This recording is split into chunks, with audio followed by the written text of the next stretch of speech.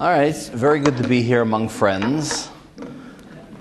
There were so many sponsors. I think there's as many sponsors as there are people in the audience. So each of you must represent another organization. I've spoken for so many years on this, and I would assume that most of you are the choir. That I don't want to keep going over Occupation 101 each time. So what I'd like to do is sort of take the discussion a step further. I'll touch a little bit on the situation for those that maybe are a few people that are new. But basically, I look at you. I might be wrong, but I look at you as people that are informed about the issue, that are concerned about the issue, that know the basics of the issue, and what I'm concerned about is that we go another step and go from being informed about what's going on to really developing strategies of how do we end the occupation, how do we bring about a just peace. Thanks. And okay, good. Thanks. And also, to strategize in terms of changing policy.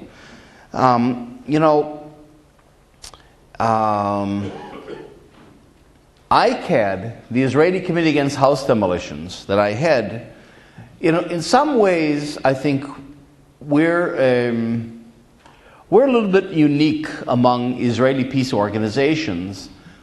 And I don't know about here in the States. I mean, you can make the associations, but often I feel that a lot of the groups that we're a part of, look how many people we are. We're a very small part of the population. I don't know in any society how many people are really critical. To become critical and aware isn't easy in any society. You're not taught to be that way often by your parents. If you're lucky to be born in the right family, maybe you have a head start. The school system certainly doesn't prepare you for being critical. If you're a critical thinker, you flunk. I'm not that I'm so bright, but I was a terrible student in high school and college. So my mother says I'm speaking in all the universities I could never have gotten into. And you don't get critical analysis from the media. Churches, there are some good churches, but overall the churches are a part of the establishment and the synagogues. And in other words, if you're a person that's bright and interested, it isn't easy to really become critical. It's almost by chance. You happen to have a teacher. You happen to know somebody who I was talking today to someone who went to Israel and happened to get to know somebody that took her to Ramallah. And all of a sudden a whole new world opens, but it's serendipitous. Or maybe you hear a speaker somewhere, or you marry somebody that all of a sudden has a whole side you didn't suspect. In other words, for people to become critical in most societies, it's a serendipitous thing. It isn't something that's easy to do. And that's one reason why, I think we're so few. I think this really represents a conscious policy on the parts of states. Governments run school systems, and they run the system. I think it's actually, I wouldn't say a conspiracy, but certainly what governments want is for people to come out of the school system as good citizens and people that'll fit into the workplace. And critical people are very hard to herd. And therefore we tend to be small in numbers. And therefore I think sometimes we feel that we're marginal, that we're powerless, that we're kind of a voice in the wilderness. And so we have our little meetings in churches and so on. But we sometimes don't expect that we're really going to influence policy. That, we're not elected, we don't have power, we don't have masses behind us, we think. And I think that certainly in Israel, that's the feeling among a lot of the activist groups. There are quite a few activist groups, but they all tend to be activist. In other words, the Israeli peace movement is comprised of, it's like a collection of activists. So we're out, I mean, we do a lot of stuff. You know, we're out planting olive trees, and then the next week we're building a house, and the next week we're bringing water down to the Bedouins, and the next week we're protesting the wall. There's a lot of stuff going on, but there's no program, there's no strategy, and I think part of it comes from the fact, actually people have told me this. They said, look, we can't influence policy. You know, why should we fool ourselves? You know, what we can do is protest. You know, we can maybe raise issues to a certain degree. We can be in solidarity with each other, but that's about it. And that I don't accept.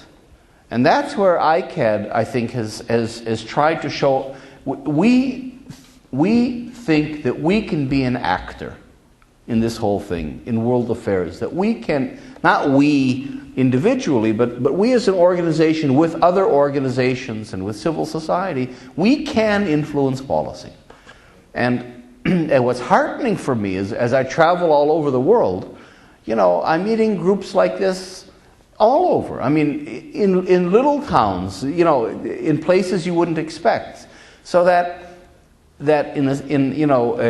what's called, we used to be called the people in the 60s. We called ourselves the people. Today, there's even a fancier term. We've graduated. We're now known as the International Civil Society. You know, which has almost become a buzzword. You have civil society conferences and civil society this and that.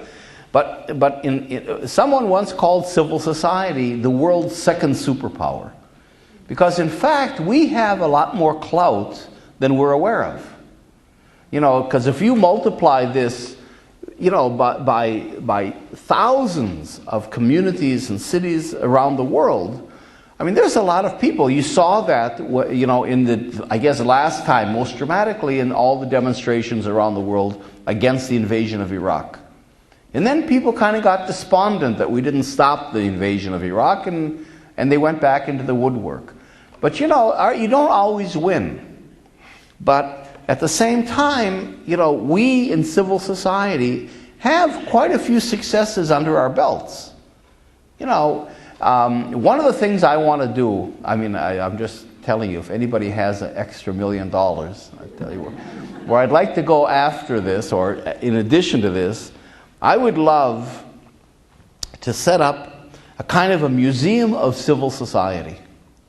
I think we're missing that, at least, if not a physical museum, at least a virtual museum on the internet. You know, they have these sites where you can go in and visit the Louvre, the museum, you know, and you go in. They have the virtual Louvre, I think, on the internet. You go into different rooms and you can see the Renaissance paintings and different periods, and then you get a description of the paintings, and you can look. I mean, you really can get a tour. And I'd like to have at least something like that, where you could have a kind of a historical tour of civil society, and have it in a way that people, everywhere you go, here in Portland, you have your local heroes. You have people that in the 30s or whatever organized strikes against, you know, for workers' rights in certain areas. You have women here that played key roles in communities, different. I mean, you know, you have a rich civil society history here in Portland, and maybe some of you know those Portland heroes, but they're not known in Seattle or in Jerusalem or wherever. And I'd like to have a kind of a site where people all over the world plug in their local heroes with pictures and with stories, and you could develop a huge museum like that. And the reason is to show us that we're not so isolated, and we're not so marginal, and we're not so little actually, and that we've had successes. You know, last year was the 200th anniversary of the legal end of the transatlantic slave trade.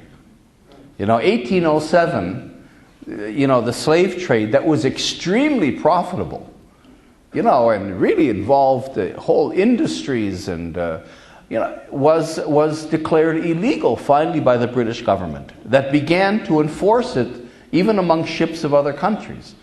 That was a civil society success. That was churches organizing.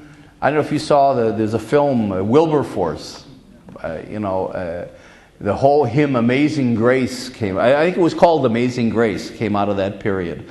But, that was civil society. It was the Quakers were very involved in that. The Quakers, it's even funny, the Quakers, I used to run a Quaker college called Friends World College. The Quakers always said, it took us 200 years through a consensus process to get to an anti-slavery place. Once we did, we really started to work seriously. But, it was the Quakers, it was churches, it was other progressive elements, and it happened. And if we think back in terms of anti-war struggles, the suffragette movement, women's issues, if we think about the anti-colonial struggles, anti-war struggles, today you have environmental. We're all over the place, which is good. We could be more organized. And we're dealing with all kinds of issues as critical people. And really, if you look at the history of the world, it would be a pretty miserable place today if it hadn't been for us. So I think a museum like that or a site like that would kind of let us know that there's a context, that we're not alone, we're not so isolated, and would give us a little bit more, maybe a little bit more encouragement to work. But that's in a sense where I'm coming from. I think that we can influence policy.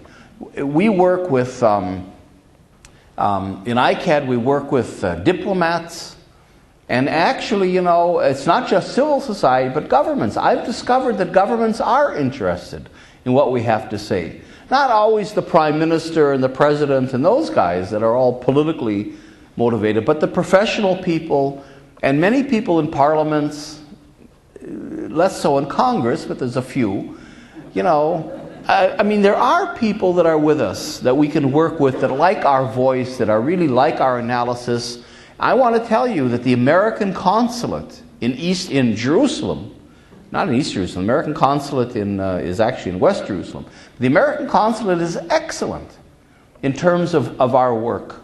They really support us. The American, the system is from before 1967, there was an American embassy in Tel Aviv, and there's an American consulate in part of it was in East Jerusalem. Now it's sort of mixed. There's one part there and one part in West Jerusalem. But you had that split system that actually a lot of countries have. And the American embassy is the usual. It's in Tel Aviv, and it's in the middle of Israel, and the ambassador is a political appointee, and not much comes out of that. That's critical. But the consulate, the people working in the American consulate are professional diplomats.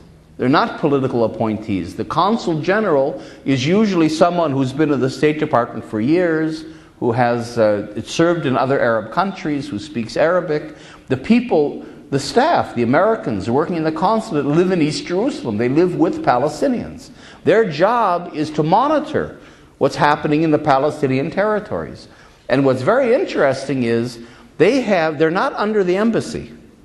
The consulate, which is unusual, but it's true for other countries in Israel, Palestine, is that the consulate has its own status. It reports directly to the Secretary of State. And what's useful is that it has this unmediated channel.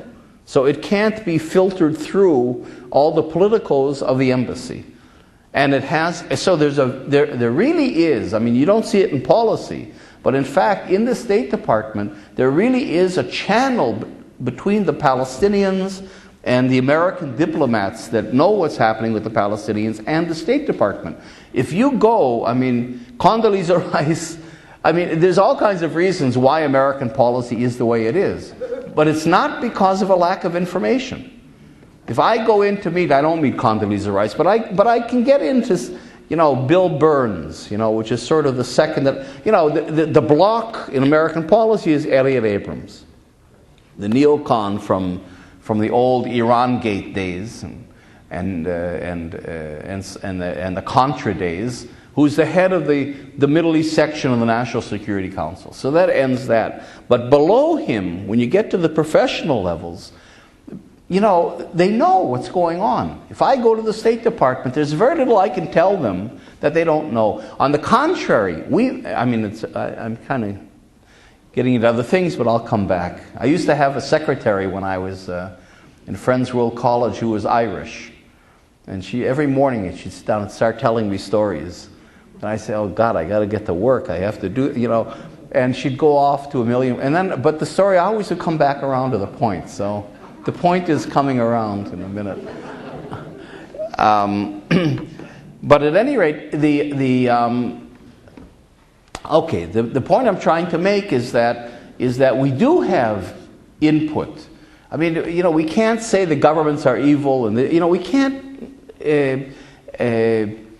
eliminate. You know, we have allies even in the worst kinds of places, and we have to understand in the American government that the people know what's going on, the professionals. It's when you get to the political level that that all these extraneous considerations come in. I would estimate, just to, in this sense, I would estimate that 80% of the policy that has to do with Israel-Palestine has nothing whatsoever to do with the conflict itself, with the merits of the case. It has to do with getting elected and partisan politics and lobbyists and the military. One of the strong, we talk about AIPAC, but one of the strongest advocates for Israel is the Pentagon and the military. I'm going to talk about that in a few minutes. And that's what really determines policy. But in fact, they know in the State Department what's going on. It isn't a lack of information. It isn't that they have it at their disposal if they want it. So that as we work with governments, we work with civil society groups, we work with church groups, we work with all kinds of groups all over the world. And I think that we're making a difference. I mean, I couldn't stand up 10 years ago and talk about Palestinians. 10 years ago, you didn't use the word Palestinian in the public. I mean, half of you would have gotten up to yell at me. You didn't talk about occupation 10 years ago or so. In other words, we've advanced the discourse. I think people get it more. They're not all active, but I think they're there, and I think we're beginning to affect policy in all kinds of ways.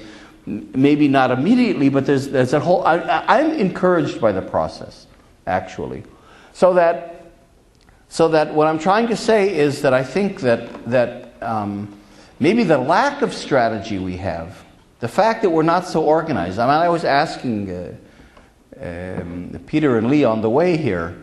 Is there, it's nice to speak, is there a peace and justice center in Portland where all the groups meet? There isn't, apparently. Or maybe there is and people don't know, it's a secret.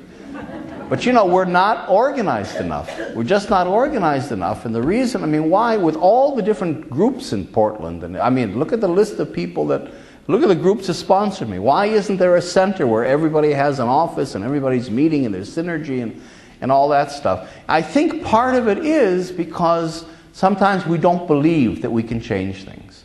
And so we do what we do and then we go home and live our lives. And that's where, I think we're trying to make a difference. We're analyzing, we're protesting, we're rebuilding houses and all that stuff, going to Gaza, but at the same time, we're trying to think strategically and mobilize people, believing that we can, in the ways that civil society does, make a difference. And civil society, we're limited. We're not elected. Governments don't work with civil society.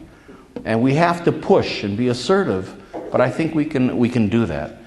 And that's especially true when we begin to get into the issue of warehousing that I want to talk about.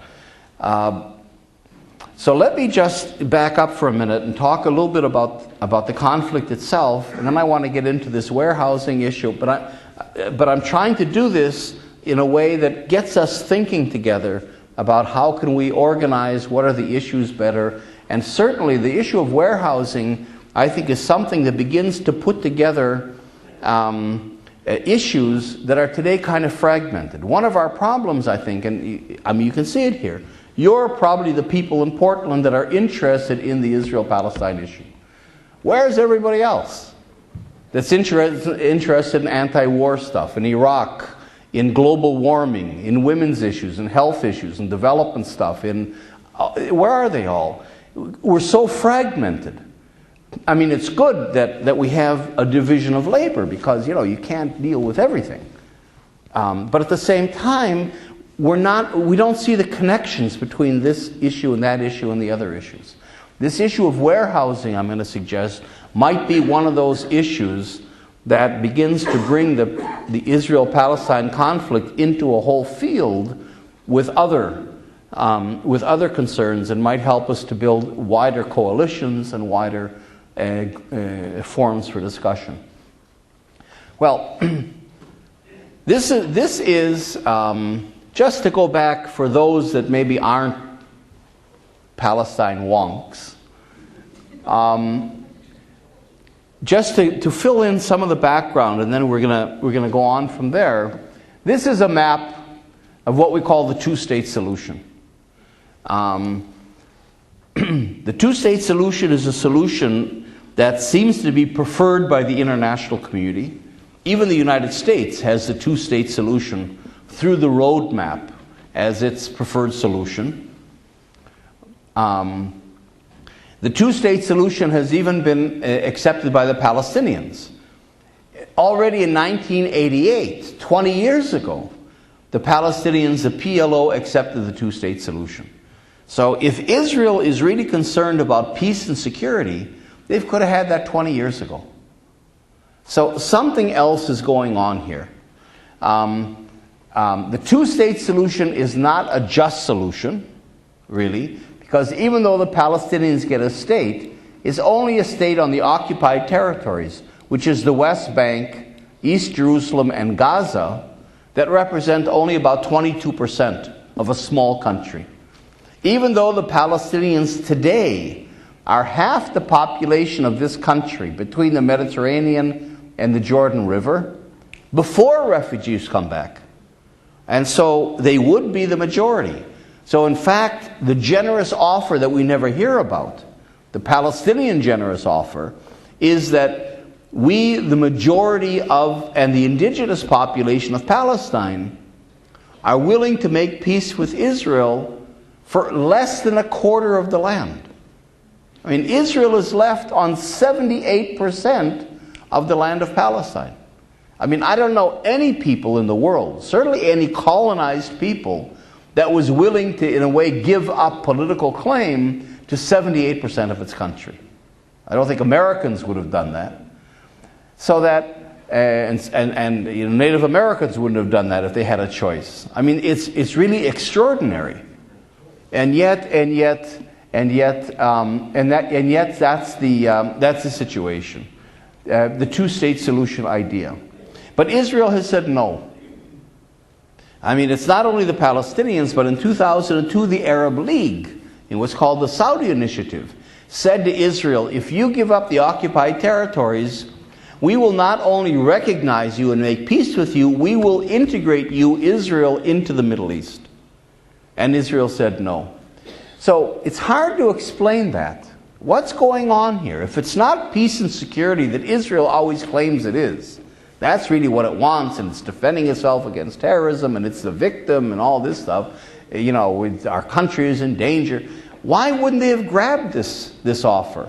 At least to try it out. I mean, Israel is infinitely superior militarily to the Palestinians. They could have tried it, and if in fact it was a trap and a trick, okay, so now we know, but it certainly wouldn't have threatened Israel's existence. They could have gone back and reconquered the West Bank and Gaza in a minute. Why didn't they try? Why was that just dismissed, that historic opportunity for peace and security that is still on the table, but which I think is gone? Why wasn't that taken up? And so that there's a whole element of the occupation, of the conflict, of Israel's policy that you can't understand rationally. Peace and security doesn't explain it. Something else is going on. And this is the something else. There's an issue here of exclusivity, and the problem with this is that if you don't understand this, you don't get it. You can't explain Israeli policy and what Israel's doing and why it's building settlements And why it says, like Ulmer said, the couple, I want a two-state solution of peace, and then the next day he says we're building 1,000 new housing units in the West Bank. You know, it doesn't make sense unless you understand this principle. But the problem is, if you're not Jewish, you can't say this, because you'll be accused of being anti-Semitic. So, you know, we're in a conflict that's a major conflict in which the very source of the conflict is unspeakable. We can't say it. And so that's what ends up distorting the discussion so much. You can't talk about the source of the conflict. And the source of the conflict is the Israeli concept of what it is, of what Israel is. Jewish nationalism, Zionism, that comes out of Eastern Europe. I'm not going to get into a whole thing about this tonight, but you know, Israel claims to be the only democracy in the Middle East, and it looks like a democracy. I mean, it's pretty white, and it's middle class. You know, the Israeli standard of living is on a European level, and we do have elections, and our leaders speak English really well, so they're on TV all the time. It looks fairly familiar. We have McDonald's and we have Burger Kings and all that stuff. But in fact, Israel is not a democracy. In concept, it's not a democracy, because a democracy is when a country belongs to its citizens. You have a concept of citizens. And a country belongs to its citizens. Now, we know there's racism, there's discrimination. I mean, I'm not presenting an ideal picture of democracy, obviously. But nevertheless, that's the conception. And so you're able to fight racism, you're able to fight discrimination, you're able to fight oppression, because at least you're going with the flow. The flow, I mean, the Supreme Court, for everything else, is supposed to be, defending the rights of citizens, because the country belongs to its citizens. You're supposed to have elections and all that stuff. I mean, at least the conception is you can work with. In Eastern Europe, until today, Russia, Poland, Serbia, Romania, and so on, you don't have that. You don't have that concept of democracy. Those countries are what we can call ethnocracies. An ethnocracy is when a country belongs to a particular religious or ethnic group or national group. South Africa, in the days of apartheid, was an ethnocracy. South Africa belonged to the white Europeans. Right? And that's the way the system was, and that was the flag, and that was the conception, and that was the political system. So when South Africa moved to black majority rule, it wasn't some technical change. Okay, now the black Africans have the vote. Good. No. The whole country had to be reconceptualized, had to be reinvented. South Africa had a new constitution. You see? So it had to make a transition. It wasn't from just these people voting to everybody voting. No. It was a whole reconception of South Africa from an ethnocracy to a democracy. And that's, of course, what Mandela fought for. And when Mandela was in prison, de Klerk came with all kinds of suggestions. Let's have a three-house parliament with whites, coloreds, and blacks. You know, let's have power sharing. Let's have this. Let's have that. And Mandela rejected everything because he says an ethnocracy, which he didn't use that term, apartheid, an apartheid system, that in principle, in structure, in concept, privileges one group over others, can't be reformed. You can't tinker with it. The system is unjust and can't work. And that's, I think, the situation here in Israel. The concept of Israel is an ethnocracy that comes out of Eastern Europe. Because, you know, when Zionism was developing as a national ideology 100 years ago, most of the Jews, 90% of the Jews in the late 19th century lived in Russia. So they're not going to jump to some Jeffersonian democracy. They took the kind of nationalism that they knew. And therefore, this sentence really summarizes, it's not just an ideology, it's the way it's the way Israel is conceived, by the Jewish population. It's the way the whole country is structured. And that is that the land of Israel, because in an ethnocracy, it's a tribal, unlike the United States, which is more of a civil democracy, where your national identity is your citizenship. Here, your national identity is whether you're Jewish or not, you see. So that the whole thrust of Zionism is to reclaim the historical land of Israel, at least to the Jordan River. And that's the national thing. It isn't to set up it isn't just to have a country for Jews. No, the whole idea is to reclaim or redeem, to use the biblical language, the entire land of Israel. Well, if we want to do that, and that's the process we're in, and it's a moral, good, justified process in Zionist terms, then we don't want borders. Because borders, like a normal state has, that defines a state, constrain you. I mean, if these are the borders of the country, then how do we get the rest of it? You see? We have to leave it open-ended so we can continue to expand to the point where we have the whole land of Israel. Because the important thing in a tribal society is that the tribe has its turf. Its turf is holy. Its turf belongs exclusively to it, and you have to take the words from the Serbian experience, you have to ethnically cleanse. You have to purify your territory. And look at the words we use: a motherland, fatherland, homeland. We use very primordial terms to describe our sacred territory.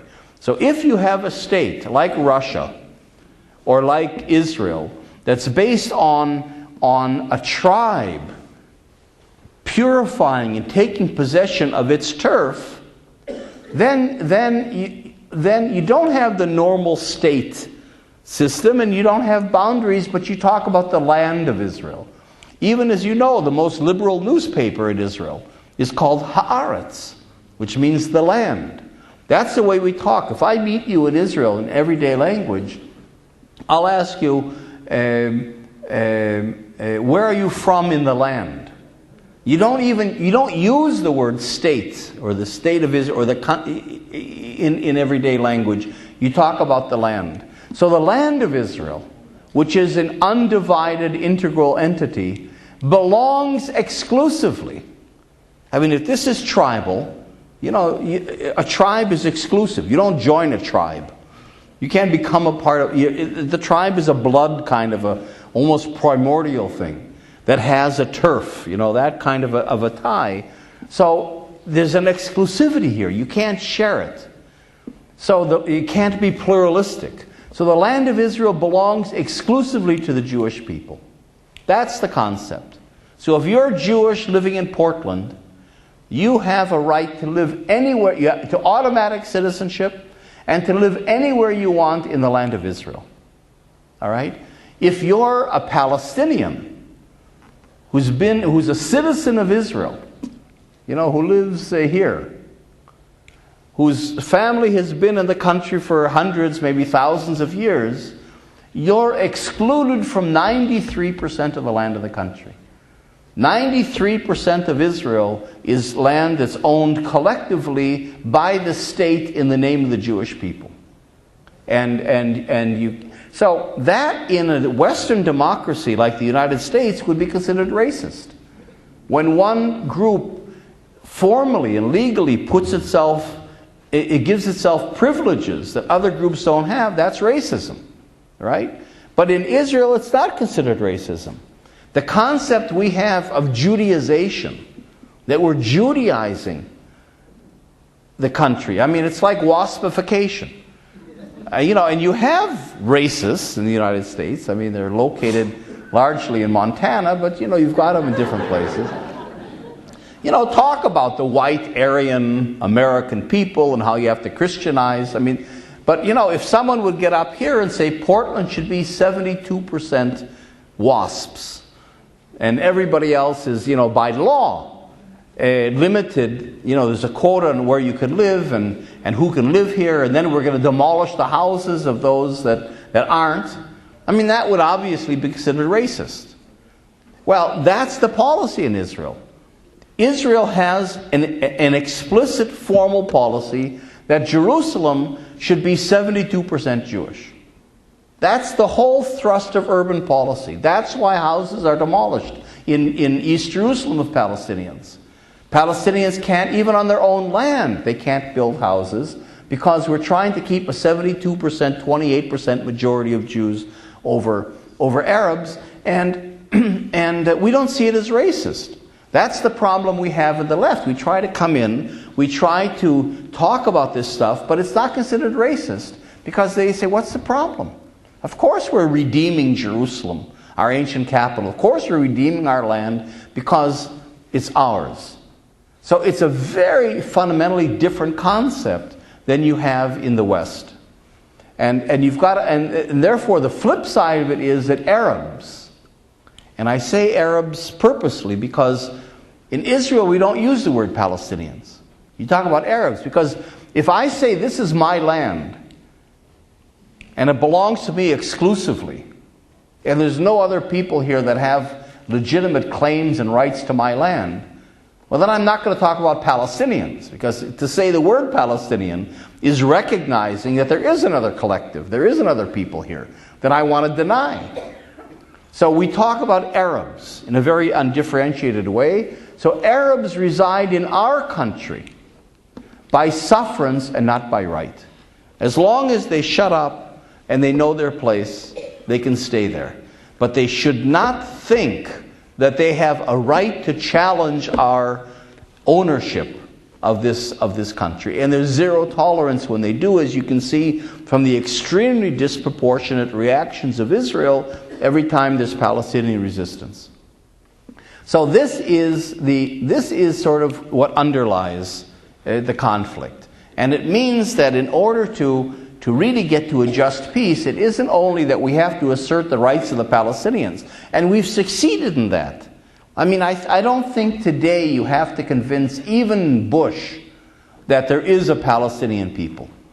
I mean, but that's a huge thing. I mean, that's something that Israel has fought tooth and nail, for the last 60 years. Because this is the fact that the international community recognizes there is a Palestinian people, which Israel has never done, really fundamentally undermines the Zionist enterprise and can lead to peace. The problem is that Israel is not going to be a partner, a willing partner, because Israel will not give up this.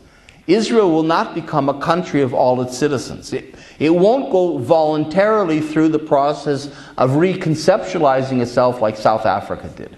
That has to be imposed.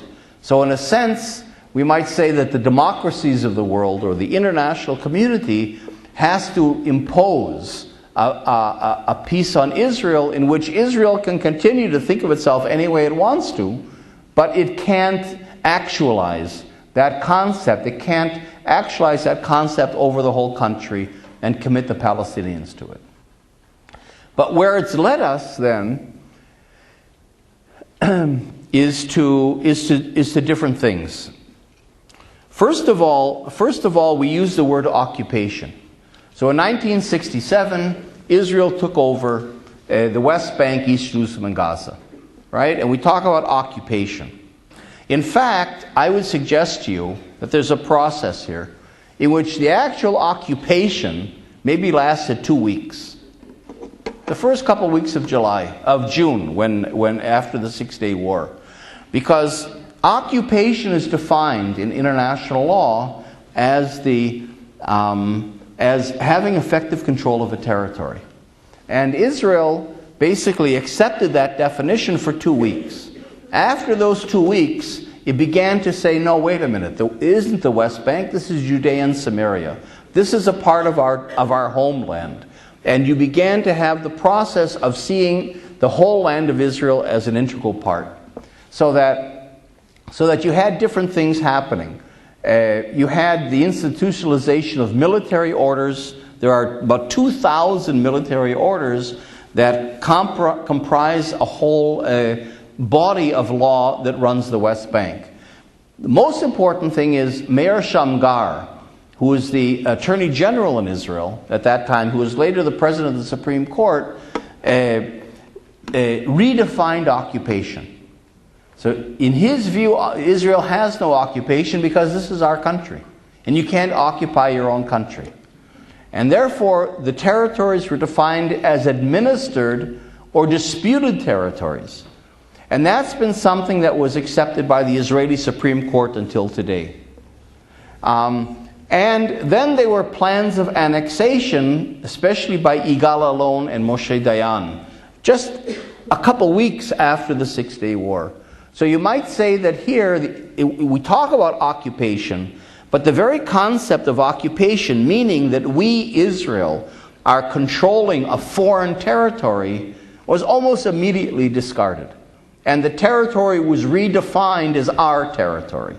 So there is no occupied territory for Israel. We don't use the word occupation in Israel. It's not an acceptable term. So you can imagine having a political discussion with Israelis where there's no Palestinians, there's no occupation, right? And what do you end up talking about? Well, it's all reduced to terrorism, because then it's all decontextualized, depoliticized, and the only thing and it's like a mugging. The Palestinians are attacking us in our own country. They're not even Palestinians. The Arabs are attacking us in our own country, and that's the way Israelis see it. Occupation. Now we go from occupation to a process in which Israel begins to incorporate the West Bank into Israel. The West Bank and Gaza, although Gaza is Israel doesn't really want Gaza. There's too many people there, it's such a mess. And Gaza, and this biblical stuff is arcane, but it has its role. Gaza is not considered the land of Israel in religious thought. The land of Israel sort of had other borders, and Gaza was Philistine. And that's where the word Palestinians comes from. So Gaza and Sinai and the whole Negev below Beersheba wasn't the land of Israel. If you know the story of Ishmael, Abraham's son, his first son, who became, who was expelled by Sarah when Isaac was born and became the father of the Arab peoples. He was thrown out and away by Abraham, although Abraham was very reluctant, and was exiled to Beersheba. That's where he went. He didn't go to Saudi Arabia, Ishmael. Because Beersheba was considered the desert. It was outside of the Fertile Crescent. It was outside of the civilized area. And so Beersheba was not the land of Israel. Now this sounds really interesting, but but it really plays a role in Israeli policy. Otherwise you can't explain why Menachem Begin, who was the champion of the greater land of Israel, would give up Sinai. Or why Israel would Gaza has a very different status than the West Bank. So they're all occupied territories, but Israel is trying very hard today to isolate Gaza, and it wants Egypt to take over Gaza again. That's one of the points of the sanctions, is to get Egypt to take over the electrical system. Egypt should begin to let the people, the Palestinians, in through Egypt, through the Rafah. In other words, to disconnect Gaza from the West Bank, which makes our annexation much easier. At any rate, what Israel then did in the West Bank and East Jerusalem was to put a matrix of control. And many of you have heard me talk about this, so I'm not going to get into it. A matrix of control. In other words, it sort of left the idea of occupation out. It didn't, and Israel was trying very much to present a case in which this is Judea and Samaria, it's a part of our country, and therefore to extend its legal system and to routinize its rule over the West Bank. And it was a de facto annexation. You couldn't annex it actually, because if you annexed it actually, then you get the Palestinians together with their land.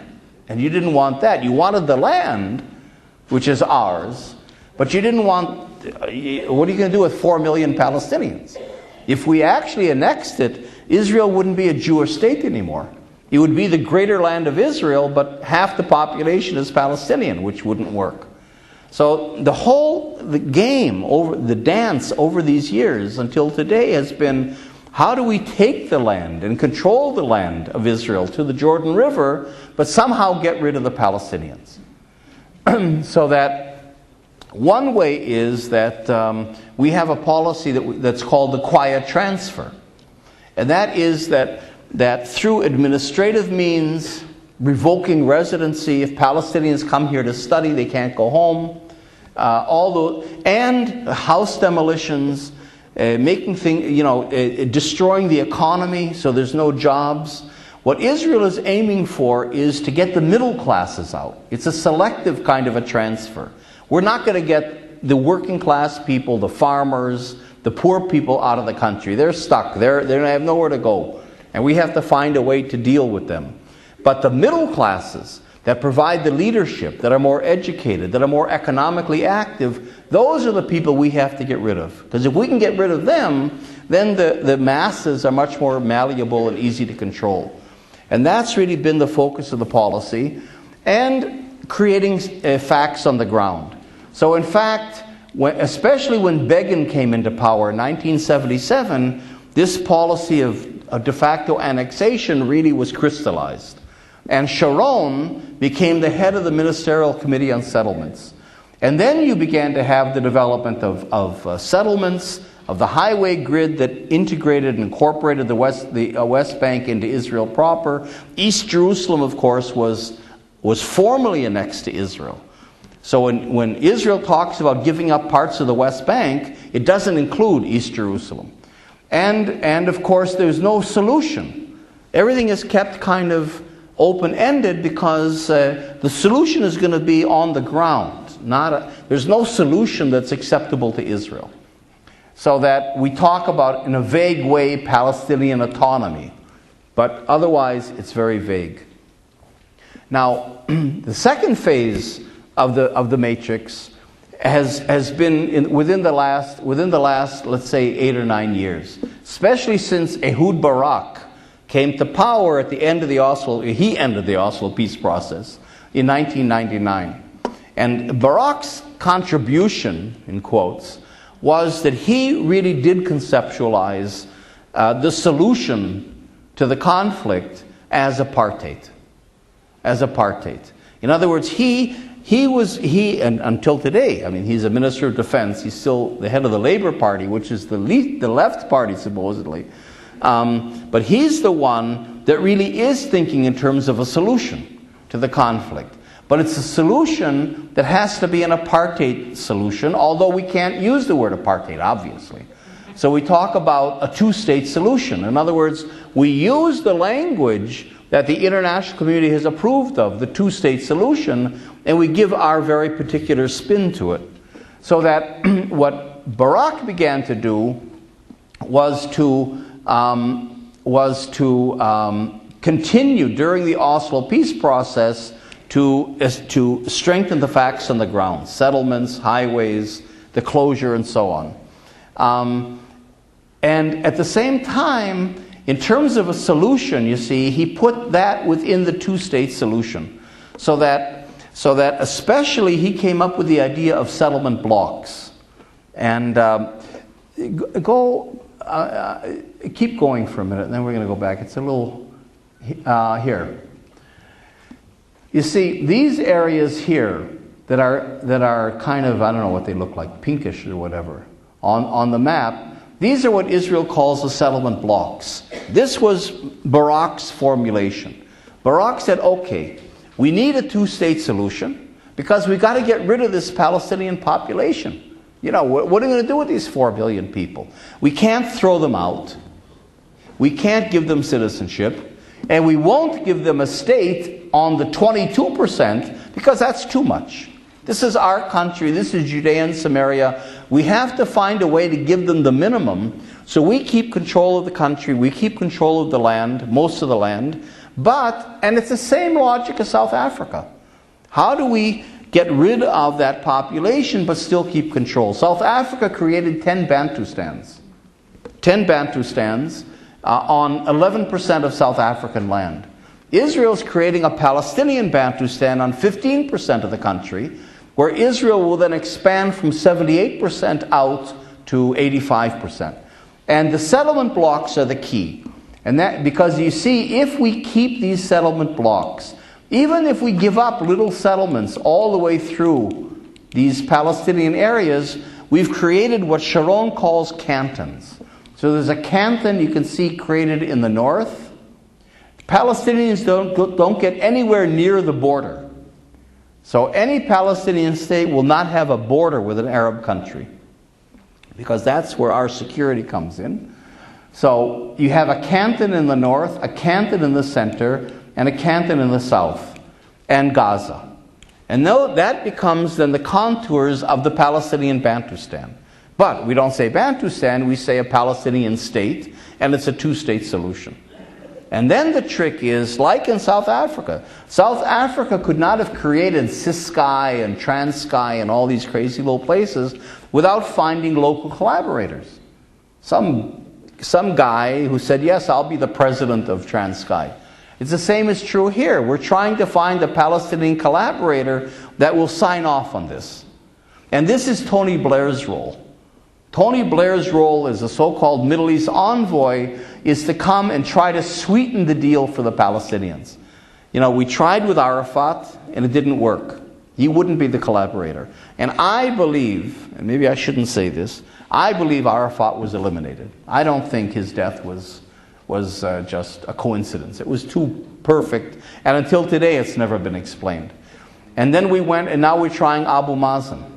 And Abu Mazen is getting close, but I don't believe Abu Mazen is going to be a collaborator either. And at some point we're going to have to go beyond him. We'll see how it plays out. But the idea of Tony Blair is to say to Abu Mazen, all right, what do you need to sign off on this deal? You want a little more territory? All right, we can persuade Israel, give you a little more here, maybe a bit more in here. Maybe, you'll have a road to the Dead Sea if you want to go to a beach. You want a little army? We'll give you a little army. Russia is now sending armored personnel carriers to the Palestinian Authority. The United States has this General Dayton, who's the military guy who's trying to build the Palestinian Authority into Israel's police force. And there's a very real danger that the Fatah will invade Gaza and to try to eliminate Hamas. I mean, under the guise of, under Israeli supervision. So we'll give you a little army. You'll be a VIP, of course. You'll be the president. We'll give you a few $1 billion so you can build some neighborhoods. You can at least go through the motions of developing your country. We'll give you 50,000 work permits so some of your people can go work in Israel. In other words, what do you need to sweeten the deal? These little minor things, and the idea is that then he'll sign. I don't think it'll happen. I don't think even Abu Mazen can do that. So that what's missing today, and this is the problem, is that collaborator. But the concept of apartheid is very clear and very worked out, and this is what the Annapolis process is all about. Okay, go back. Okay. All right, go back one more. So that this is, in a way, this is the apartheid conception. This is the Bantustan. And you get to this by simply taking out what are called the settlement blocks. You add the line of the wall that's being built, because the wall, that's called a security barrier. It's not called the wall is a separation barrier. It's not called the security barrier. It's not really for security, it's for separation.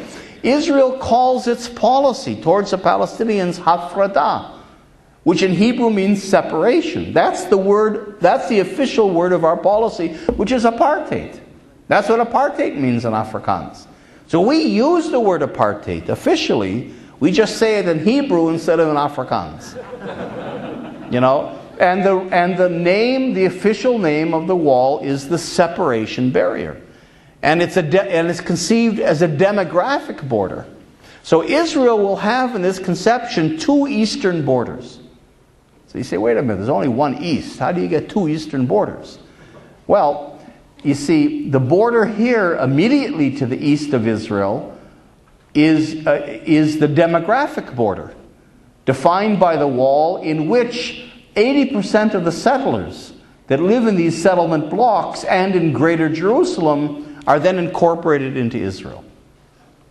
But the Jordan River is Israel's security border that Israel will never give up. So in a sense, you get the Palestinians squeezed between two eastern Israeli borders in these kinds of cantons. This is the conception, and this is why we talk about apartheid.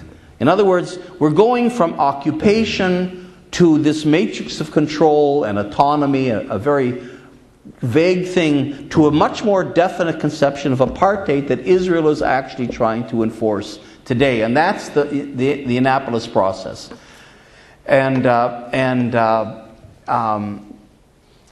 Okay, but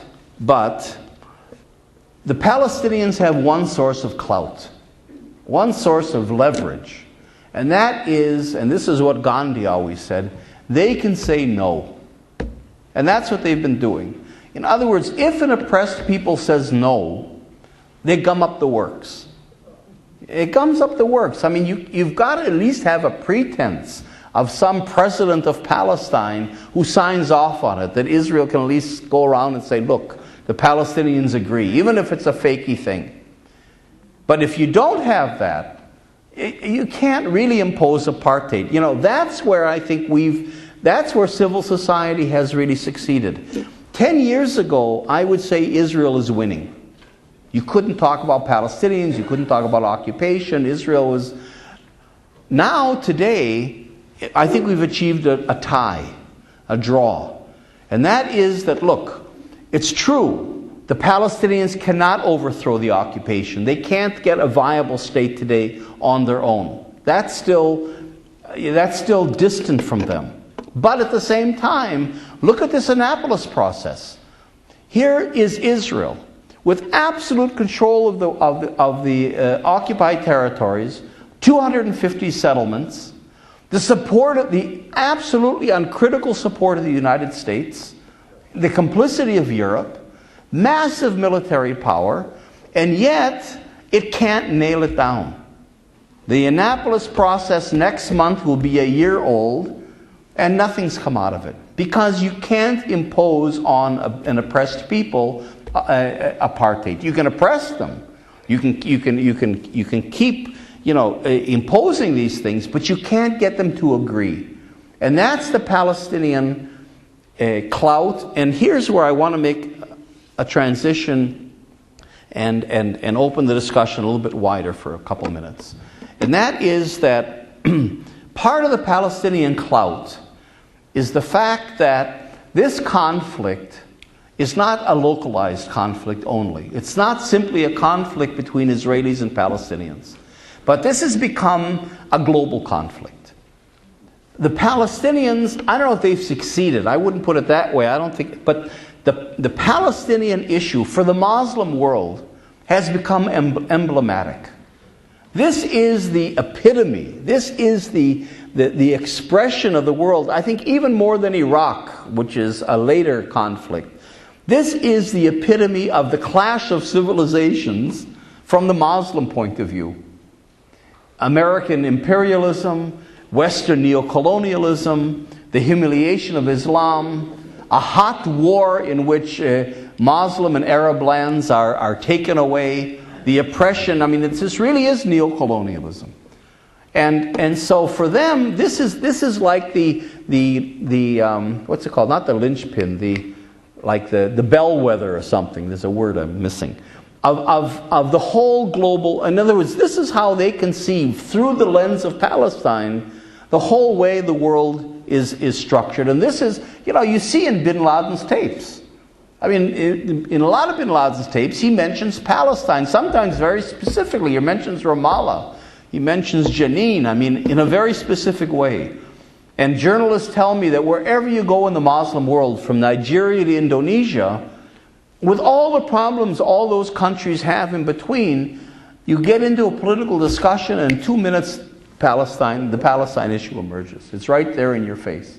So in a sense, the Palestinians have this clout because as long as they say this conflict is not over, we have not achieved a political accommodation with Israel that we can live with, the conflict is not over. There's nothing Israel and the United States can do to close this thing down, or to nail it down, or to get to any kind of a solution, so-called, unless the Palestinians agree. You can even get the Arab governments to agree. And you've got peace with Egypt, you've got peace with Jordan, you've got Syria suing for peace and so on, but not the peoples. And those regimes are very unstable and are going to fall eventually. So that the Palestinians have that support of the Muslim world, and I think beyond. I think they have growing support in this country and in Europe, certainly. They have growing support, and in the rest of the world as well. So that's all right. Now, that's the good news. The bad news is that Israel says, okay, if we can't nail this down, if we can't achieve this apartheid solution, then we won't have any solution. We'll go back to what we've been doing the last 41 years, which is an open-ended situation. There's no solution, there's no process, and this gets us into the issue of warehousing. And this is where the global elements really begin to emerge. Because Israel can say, all right, we don't have to reach a solution. We can have a de facto a situation. We can keep the status quo going forever. Now, the question we always ask is, how does Israel get away with this? Here you've got this terrible conflict, in the Holy Land, no less, on the southern border of Europe, in the light of day, massive violations of human rights, defiance of dozens of UN resolutions, violations of international law. Not only how does it get away with it, but how does it get the support of the American government? Right. How does that happen? Well, you can talk about AIPAC, you can talk about the Christian fundamentalists and this and that, but Kissinger once said that countries don't have friends. They have interests. And I don't believe the United States is going to sell its interests because of guilt over the Holocaust or because of AIPAC. AIPAC's powerful, but it doesn't run the United States. Cheney, with all due respect, is not a great fan of Jews. And I don't think AIPAC runs Cheney. And neither do the Christian fundamentalists. They have their clout, certainly. But the United States is not going to give itself over to Jews and Christian fundamentalists. There's something else going on here. There's something else. There's some other interest that this is serving, this conflict, that has to explain why the United States is so committed to this. And not only that, why the United States is willing even to be isolated in the world. If you look at every UN vote that has to do with Palestine, it's the entire world, including all of Europe, including Tony Blair even. The entire world against Israel and the United States in the UN. The United States is paying really a price for this. Alienated itself from the entire Muslim world. James Baker called this the epicenter of instability in the entire Muslim world. The United States is really paying, and so the question is why? What's going on? And here I want to take just a page from Naomi Klein, because I think Naomi Klein has put her finger on it, especially in her latest book, The Shock Doctrine, that you all are assigned to read. You have to read The Shock Doctrine, which is really a brilliant and amazing book. And she talks about warehousing.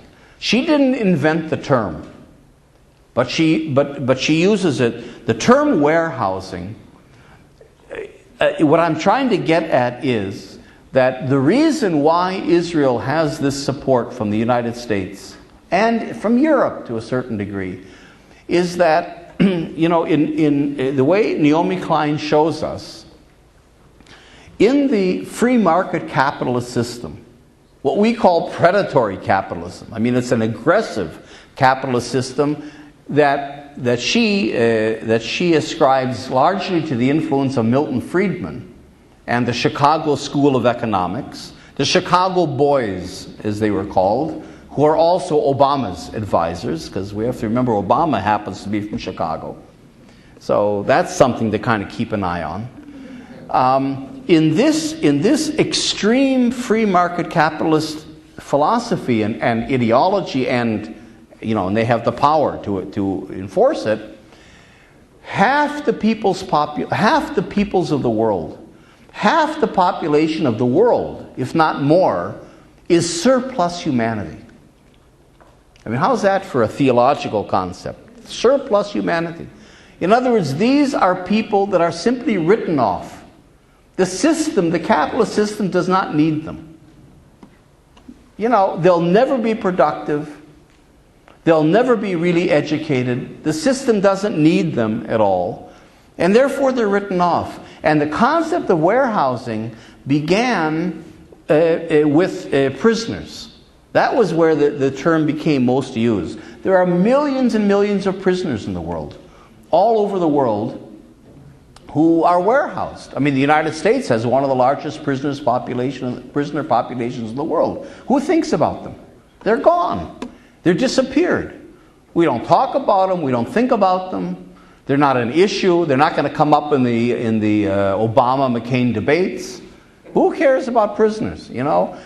There's a few groups, especially in our circles, who are concerned with prison reform, who bring that up, but it's never become a major issue because, and there's even the idea, I suppose, among most people, well, they're in jail, they probably should be in jail. So the few exceptions is too bad, but in other words, it's been made a non-issue. And that's the power. Once you can make a people, an issue, a non-issue, it disappears. I go back to my days of dating, when I used to go out, and you'd go out and with a young woman in those days, and you'd have you're courting, you're having a relationship, and oh great. So if she would say, "I love you," it would be wonderful. If she says, "I hate you," okay, I can work with that. But when you heard her say, "Let's be friends," it was over. That is nothing. There's nowhere to go from there. You just go home. There's nowhere to go. In other words, you've become a non-issue. There's nothing to work on. Okay. And in a sense, I think there's an equivalency here. Once you make an issue a non-issue, it's gone. It doesn't arouse emotions. You don't talk about it. There's nowhere to go with it. So you can be really committed to prison reform. But those of you that are active in that really know what a stonewall you face, because if it's not an issue, then no politician feels obliged to deal with it. There's no money for it, and all that stuff. And then the concept of warehousing was extended to include people's living permanently in slums. There's a book by Mike Davis called Planet of Slums, in which he says there are 1 billion people permanently warehoused in the 29 largest urban slums in the world. Right? In other words, they're there and they're going to stay there forever. The system doesn't need them, they're just there. And then you go on, and it's been applied to immigrants, undocumented immigrants, so-called illegal immigrants, where there are millions all over the world. And then it's been applied to whole continents. Africa. Africa, you might say, is a continent that's being warehoused. And all the attention to Africa is humanitarian. You have Bono going out and having all kinds of concerts, and you're raising food to send to Ethiopia, and you've got the Darfur stuff and all that. But it's all humanitarian, because I think once you move to a humanitarian approach, you've given up the political. You've given up any attempt to change things or to bring people into the system. You're basically saying these people are simply basket cases, and all we can do is feed them and be sure they don't suffer too much. And that's the problem with Gaza. That's why I went on the Gaza trip, because the Gaza trip was framed politically. The idea was to break the siege. It was not to bring medicine to these poor Palestinians, to bring food, to bring, no, I mean, we did bring some hearing aids because we didn't want to go with our hands empty, but it was not a humanitarian mission. And the whole attempt to characterize Gaza as a humanitarian crisis. And then you've got this massive industry of relief organizations, the Red Cross and Oxfam and CARE and World Vision and the UN agencies. I mean, there's 1 million organizations bringing foods and medicines and everything into Gaza. That feeds the problem, because then basically you've deflected the attention from the political. You've defined it in a suffering, as if the people of Gaza are suffering from a hurricane or from an earthquake. You depoliticize the whole thing. And that's the way it can be forever. And that's where, once it becomes humanitarian, I think it's become a non-issue. Or it's become a kind of a charity issue. And that's the worst situation to be in. And then warehousing. And so Naomi Klein talks about this whole process of warehousing that's going on. And she suggests, she has a whole chapter on Israel-Palestine, in which she suggests, to go back to our question, the reason Israel gets the support it gets from the United States and the whole capitalist system is because the Palestinian territories, the occupied territories, are a laboratory.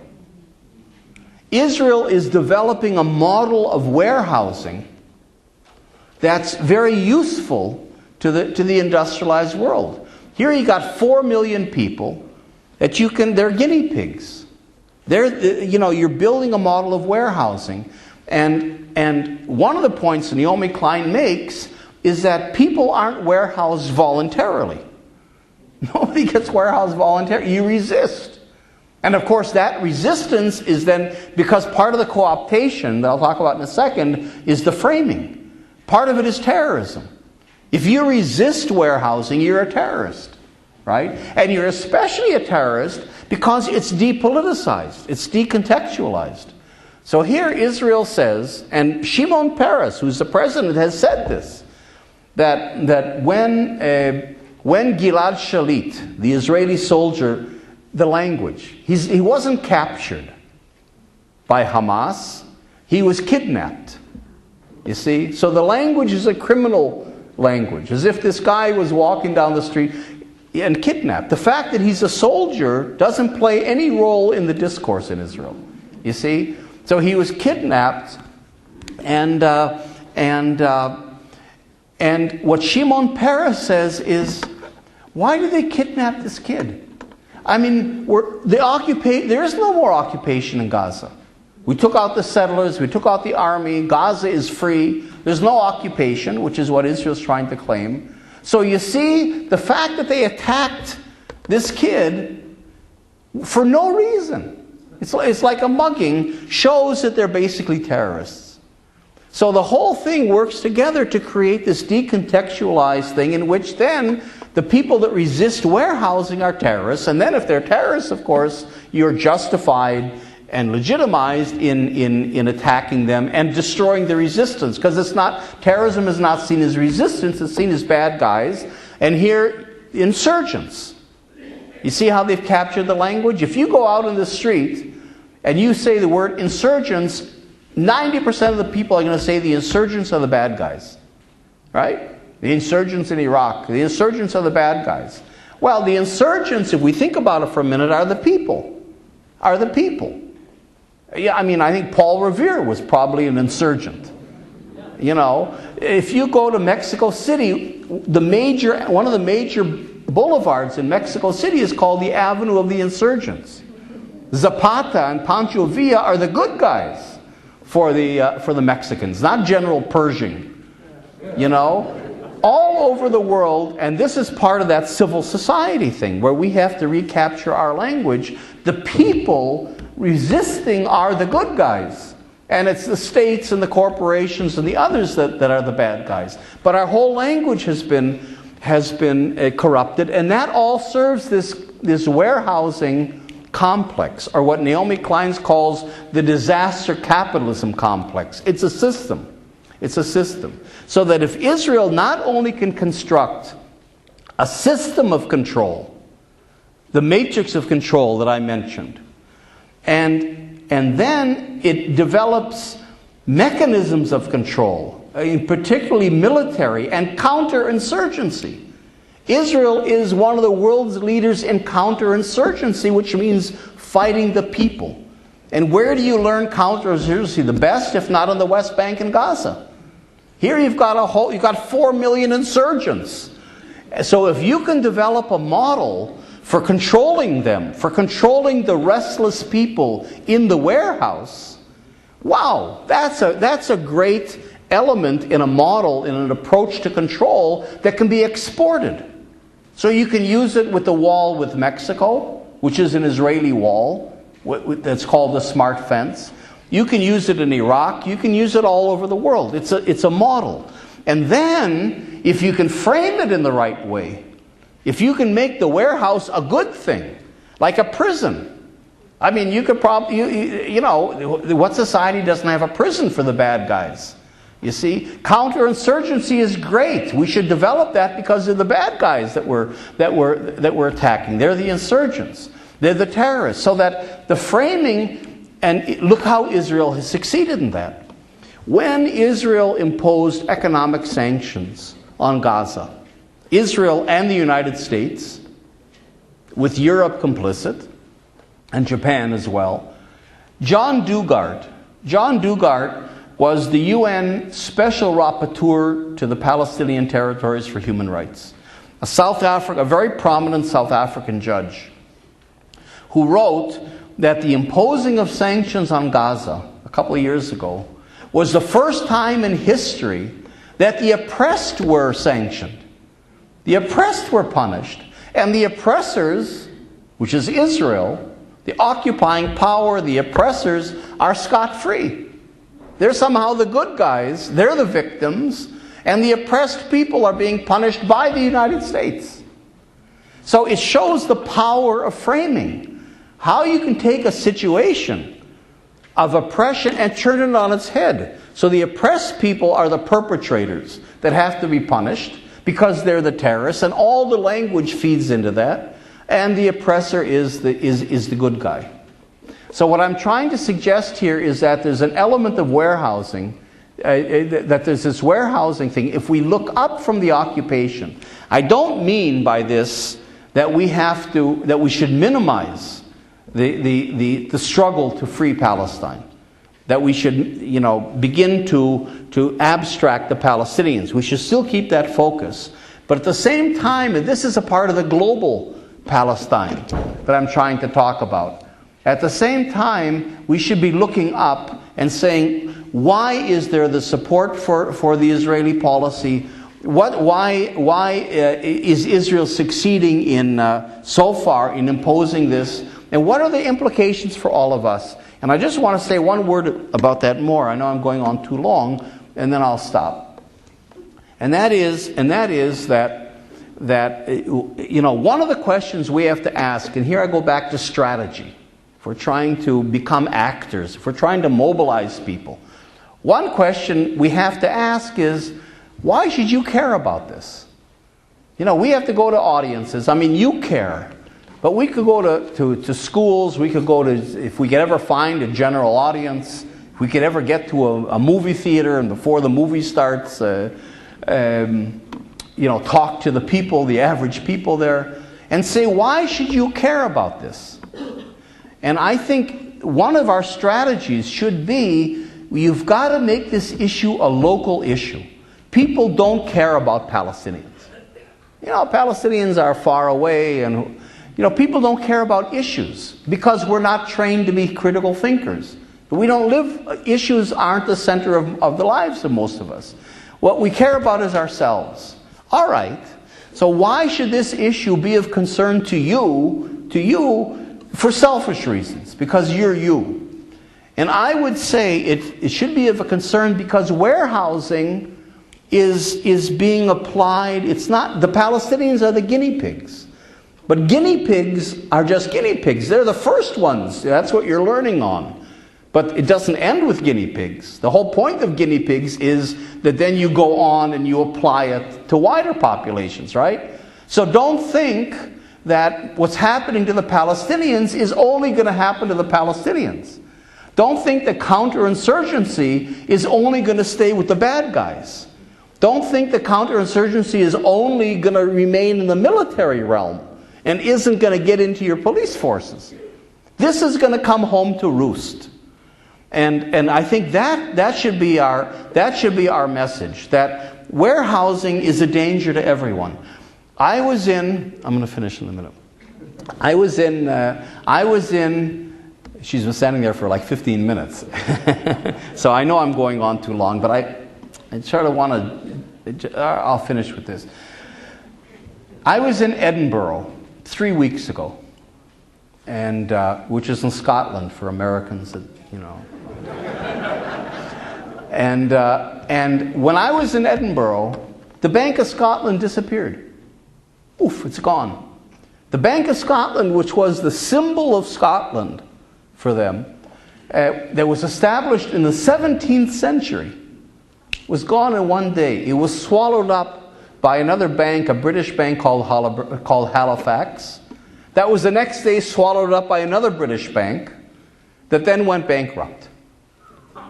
In one day, 40,000 people lost their jobs in Scotland, in one day. And these aren't the poor people. These are professional, educated, white, middle-class people. And they'll never be reintegrated. I mean, the system today is not going to reintegrate 40,000. Maybe a couple thousand here and there will find alternative employment. But the system doesn't need them. The system spits them out. It doesn't care. It spit out the poor from the beginning.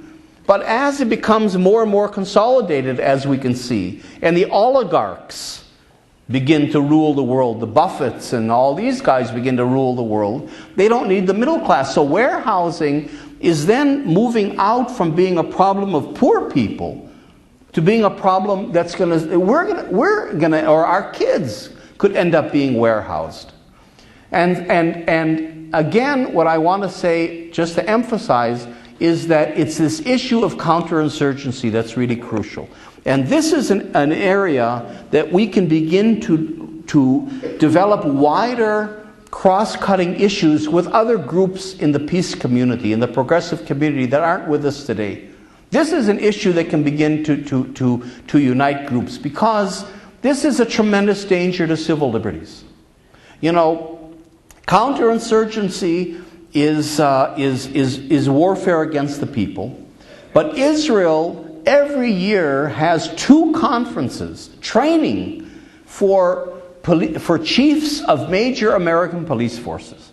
And someone told me today that the Portland chief of police was in Israel for training not long ago, and it became an issue here.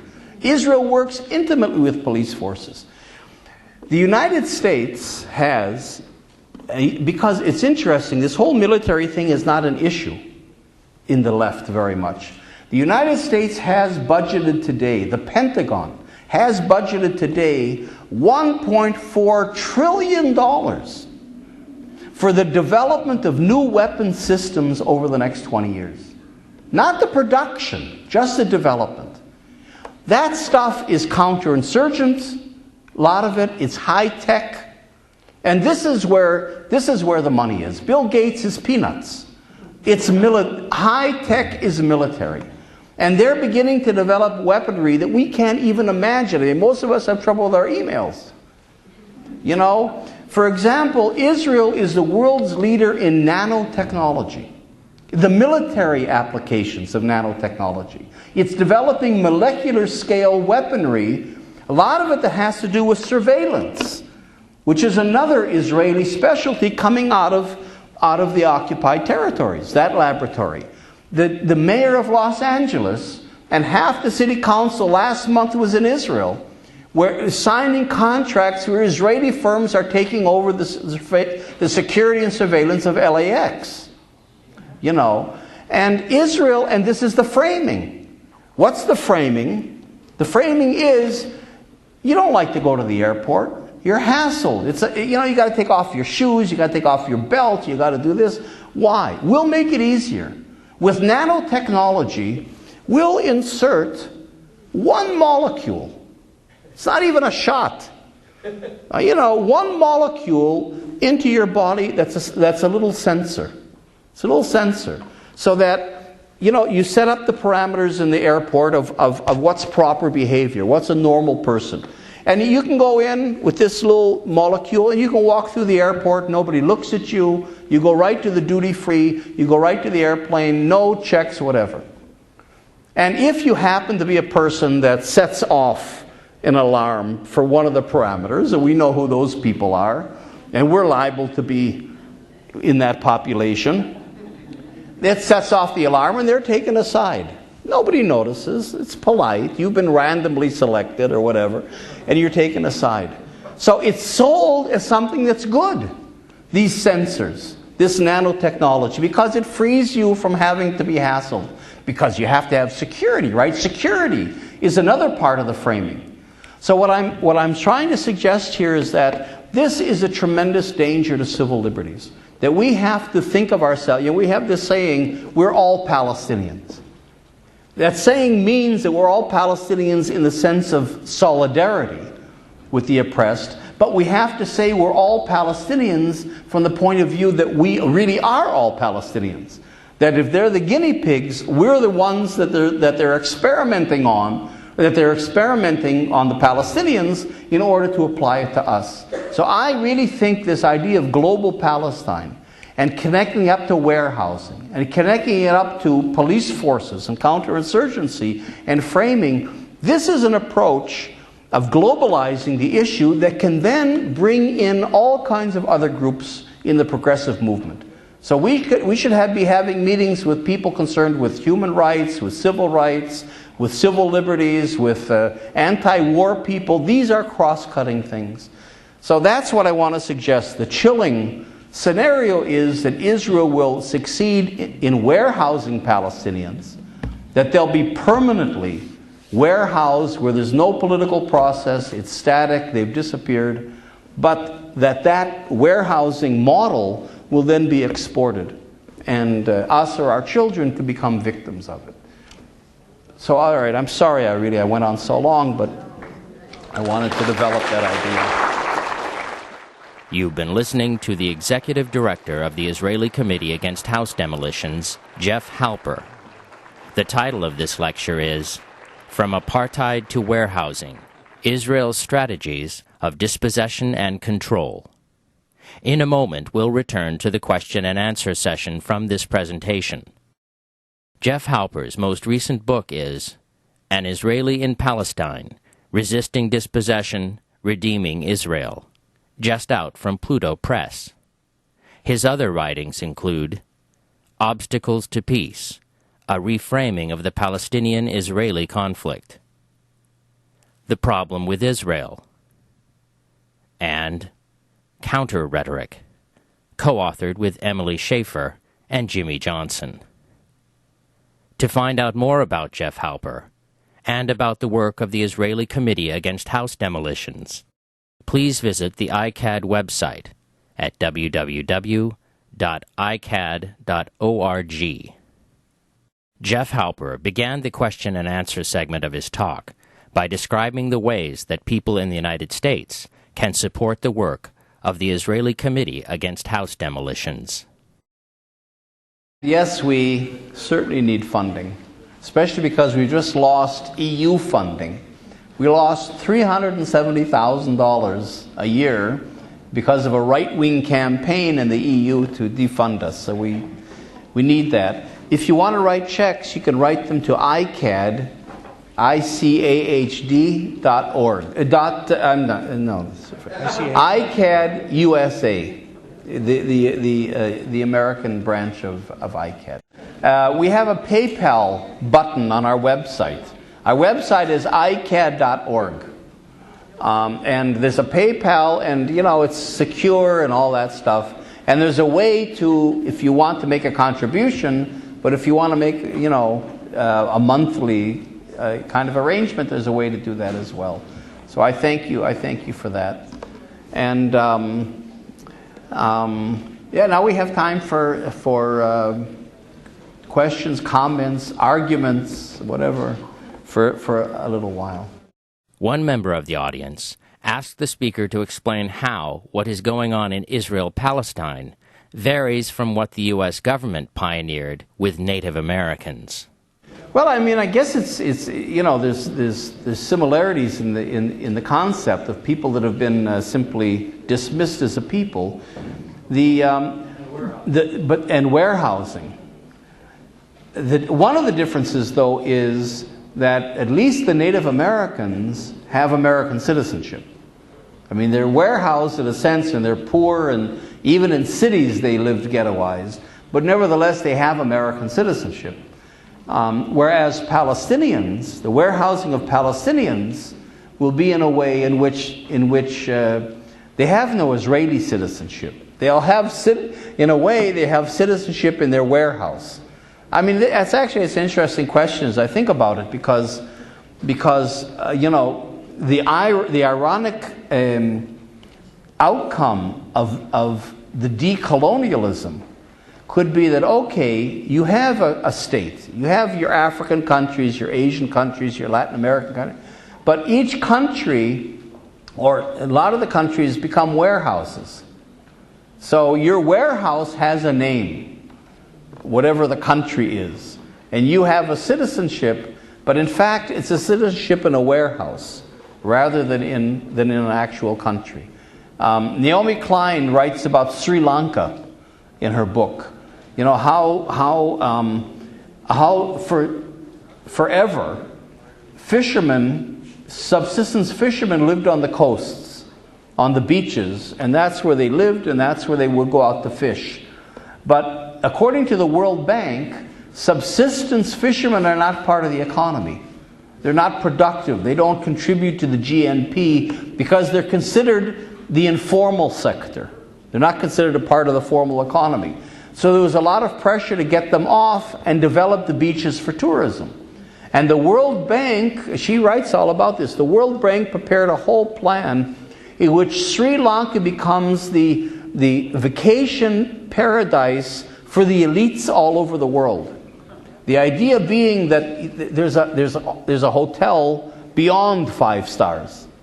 I mean, there's super luxury hotels, and that this would be really for the jet set that would jet into Sri Lanka, and it would be the global vacation paradise. But these fishermen were in the way, and what happened was you had the tsunami, and when the tsunami happened, all these fishermen that they could never get off the beaches because they had political support and they had their own clout, were moved to camps miles and miles inland. A law was passed immediately saying you cannot live on the beaches. And then hotels were given, all these hotel chains were given concessions on the beaches. So in a way, you can even be warehoused in your own country. So these fishermen are Sri Lankans, they're citizens and so on. But their country has been taken over by these elite interests and turned into a vacation paradise. So that you know, I mean, it's interesting to think about. But what is the relation? What really is freedom? You know, it's not simply. I mean, in human rights terms, it's self-determination. So you can say the Native Americans and the Sri Lankan fishermen might have freedom in the sense that they're citizens of their country, and there's no outward mechanism that keeps them in the warehouse. But because they're warehoused in all kinds of ways we know, they don't have self-determination, either personally or collectively.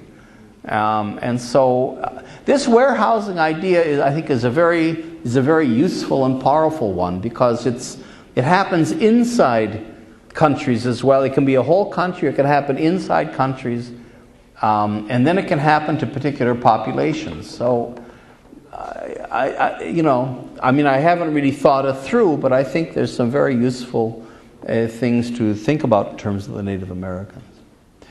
You had a question here and then. The next audience member asked the speaker to talk about the tunnels in Gaza. The tunnels?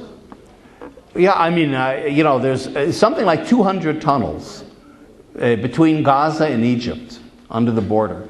I mean, the fact, and this is, look at this, this is also a part of a prison break. I mean, if we think about prisons or warehouses, I mean, this is it. You know, the fact that 1.5 million people in the 21st century living by the Mediterranean, I mean, this isn't some jungle island in the South Pacific that no one's ever visited.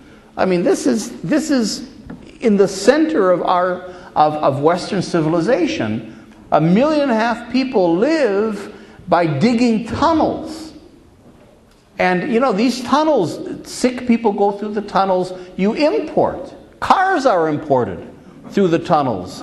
Fuel is brought in. I mean, it's an actual border. It's like a port that's tunnels underground. There's more than 200 of them. The fact that people have to resort to that shows the degree to which warehousing takes place, but it also shows how resistance takes place. And this is really important. About the wall, for example, there's an architect that says, in architecture there's a principle that says there's no wall without a tunnel. I mean, they go together.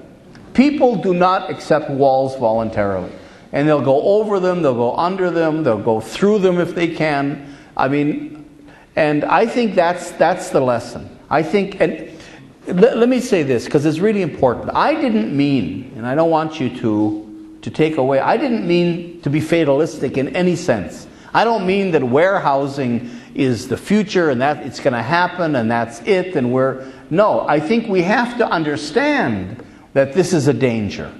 We have to understand that it's a model that's being applied, that it's what different powers would like to have happen. But the Palestinians also teach us about resistance, that Israel is forced to go to this warehousing because of the resistance, but they're resisting the warehousing as well. That's what Gaza is all about, and that's what our boats going into Gaza was all about.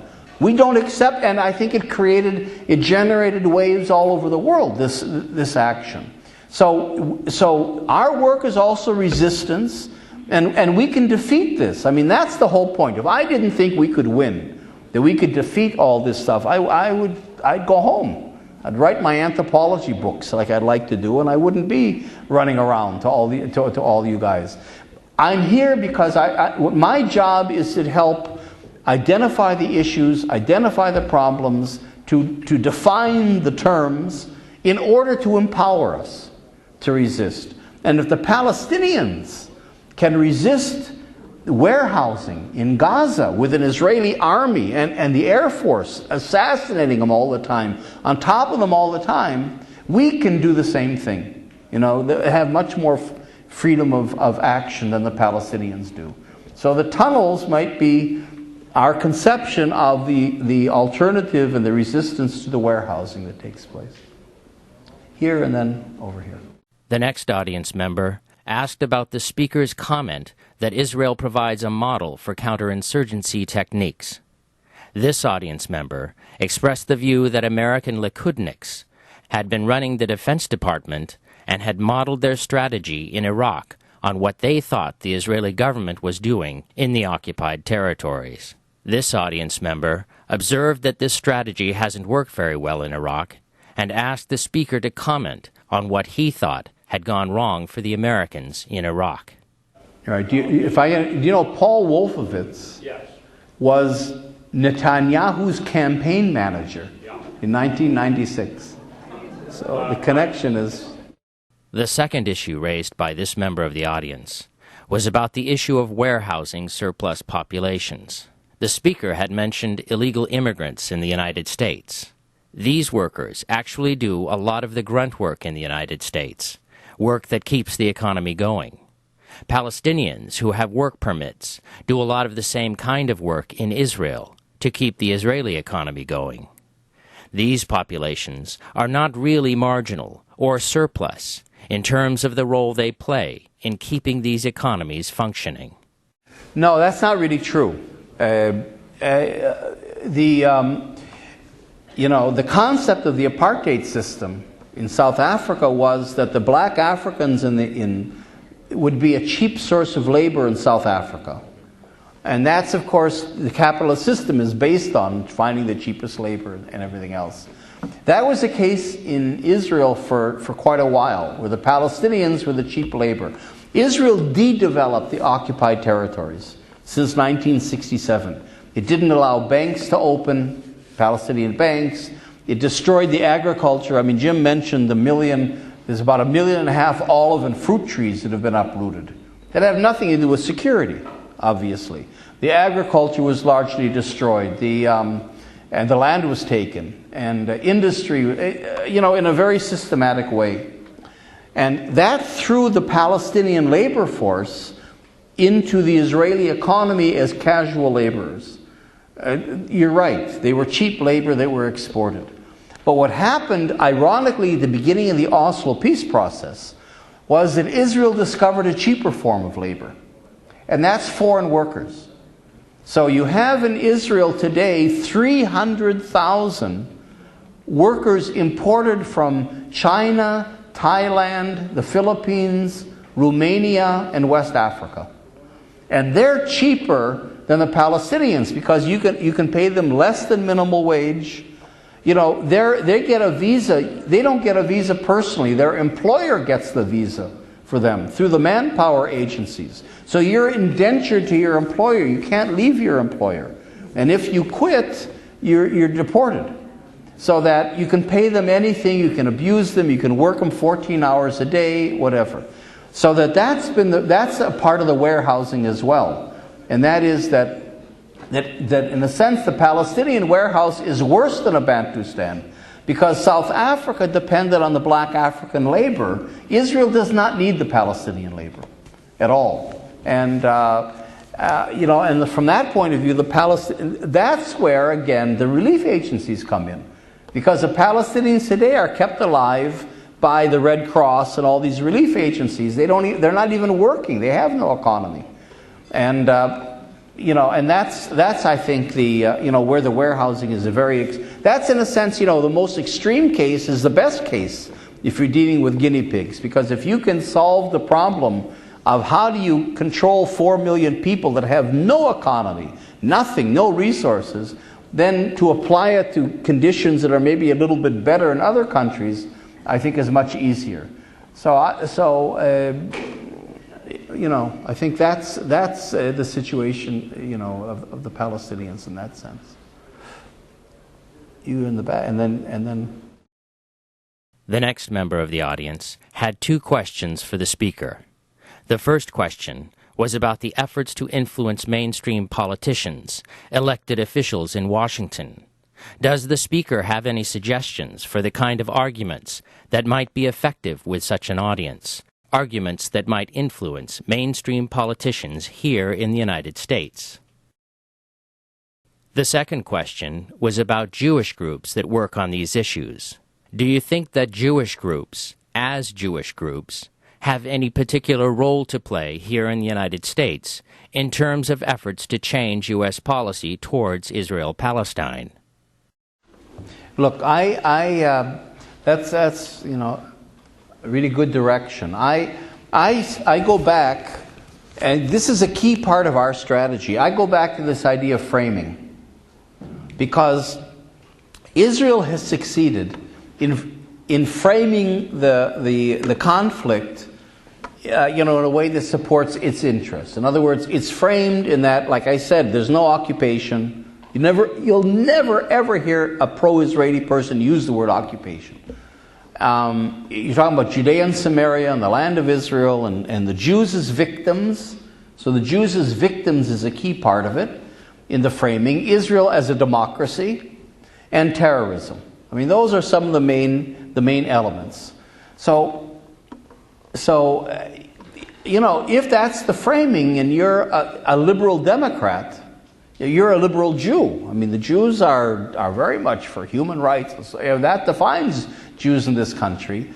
You're able to identify with that because what Israel succeeded in doing is to capture the buzz phrases, to hook into you. It's taken your fears, it's taken your values, democracy on one side, security on the other side, and it's framed it in a way that Israel is exactly it's an ally in the war against terror, and it's the only democracy in the Middle East, and it's very American. The most brilliant piece of PR in history, in my view, is the book Exodus by Leon Uris.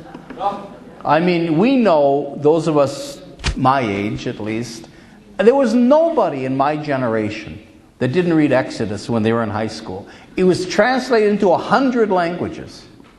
But in the States, it was this cowboy story with this blonde Aryeh Ben Canaan, a Holocaust survivor, and his beautiful girlfriend Karen, who's raped and murdered by Arabs, and then it became a movie with Paul Newman. I mean, music by Henry Mancini, sung by Andy Williams.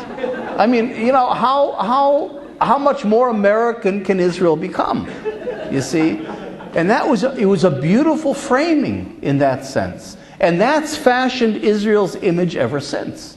I think the fact that without doing it systematically, over the years we've managed to reframe, to get people to really get away from, that was internalized. Framing is tremendously powerful because it's internalized and it becomes a part of you. So when I go to the Jewish community, look, I don't get into the Jewish community. I'll never, actually when I was here last time I spoke at a synagogue, but the rabbi didn't show up. I mean, it was a venue. It was a venue like here, but it wasn't really speaking to the Jewish community. Neve Shalom, was it? Will? Yeah. Neve Shalom. So once in a while, the other day I gave a Yom Kippur sermon to Michael Lerner's group in San Francisco, the Spiritual Progressives, which I think is a contradiction in terms, but never mind. But what I'm saying is, if I don't get to talk to the Jewish community, it's not because, to tell you the truth, they don't agree with me. I don't think that's necessary. It's that they've internalized this image of Israel, the Leon Uris, Golda Meir, Exodus image. And that's the linchpin of their identity as Jews. And what else do they have besides Israel? You see? And I'm coming. It's not like the analysis. I think most Jews, if they sit down and they disconnect, would agree. I mean, I bet you 90% of the Jews would agree. The problem is that Israel's not the issue. The issue is I need this idealized image of Israel for my Jewish identity. If I lose that, I'm a white middle class person. What makes me Jewish? What keeps my kids Jewish? I mean, I don't go to synagogue much. I'm not religious. It's Israel. Israel, this idealized image, is what mobilizes people. American Jews raised $350 million in the wake of the Lebanon War a couple years ago to rebuild the Galilee. Just that effort of raising $350 million means organizing, getting the kids out, propaganda. That's what keeps the community alive. If they lose Israel, it's like they're gone. So they're holding with their fingernails onto this idealized image. Here I come, and I present a different Israel. It's not that they don't agree, but if I crack that image, if I help destroy that idealized image, the center of their lives is gone. It's true. Every rabbi will tell you, if you ask them, when they have Israel. Okay, when you have a program about Israel, you bring in an Israeli speaker to talk about music in Israel or ethnic tensions in Israel or some. Nobody comes. American Jews are not interested in Israel. They don't go to Israel. They don't care about Israel, especially the young people. But so then how do you explain this tremendous emotionalism around Israel? Because, again, it's this need to protect and preserve this image. That's framing. And one of the things that we're trying to do is to reframe for American Jews. That's the key. When you go to a liberal audience or to a liberal Democratic member of Congress, you've got to present a reframing. Because a framing is internalized, it's very threatening to me if you're calling that into question, because it's not just changing the opinion. It means my worldview, my, what's good, what's bad, everything, so I can get you intellectually, and I can bring you to a point where you can say, okay, I see your point, but if I don't help you make a transition to another alternative framing, you're not going to go there. You're going to retreat back into the paradigm that you know. So we have to take people by the hand and reframe and help them to get to another place, that isn't threatening, but that frees them then to think about things differently. For example, we have a Jewish reframing. When I speak to a Jewish audience, I don't start with the occupation and this stuff. I mean, it'd turn everybody off. They'd walk out in a minute. I start with human rights, because that really resonates with Jews. I even start with a very cute thing. I say there's a hero in the Jewish world that you've never heard of.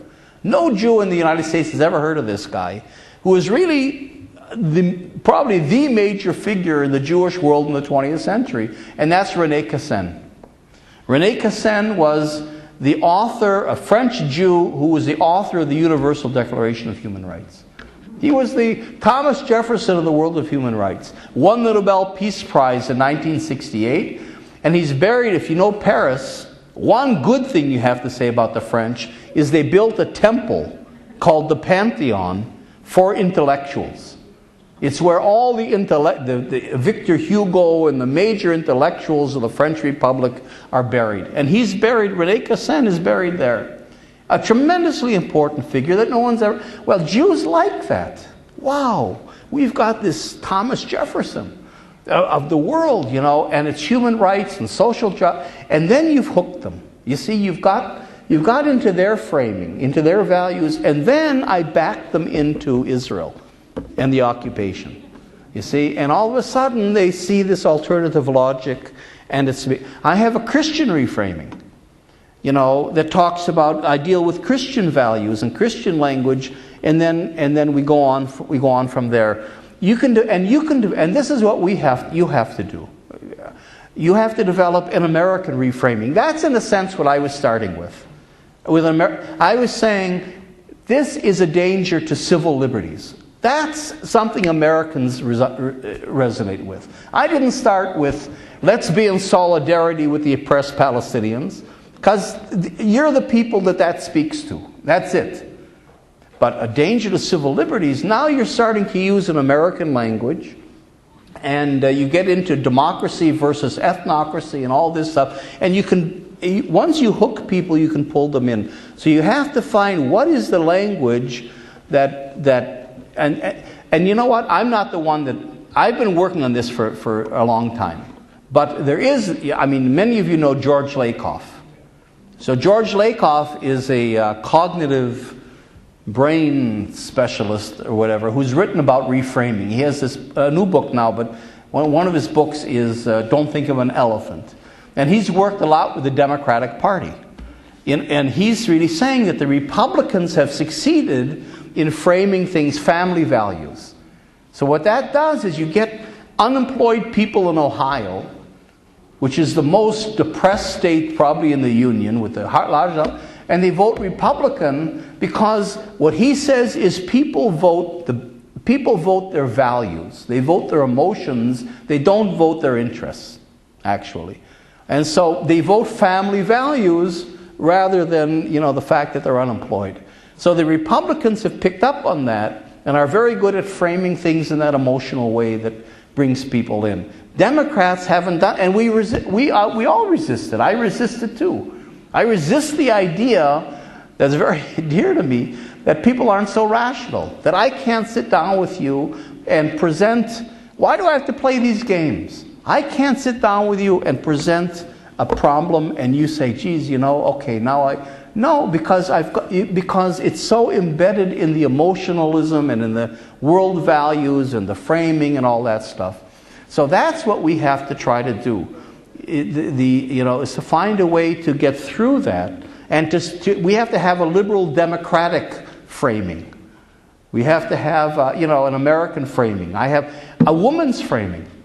For example, the women's experience in house demolitions or in occupation is very different from that of men.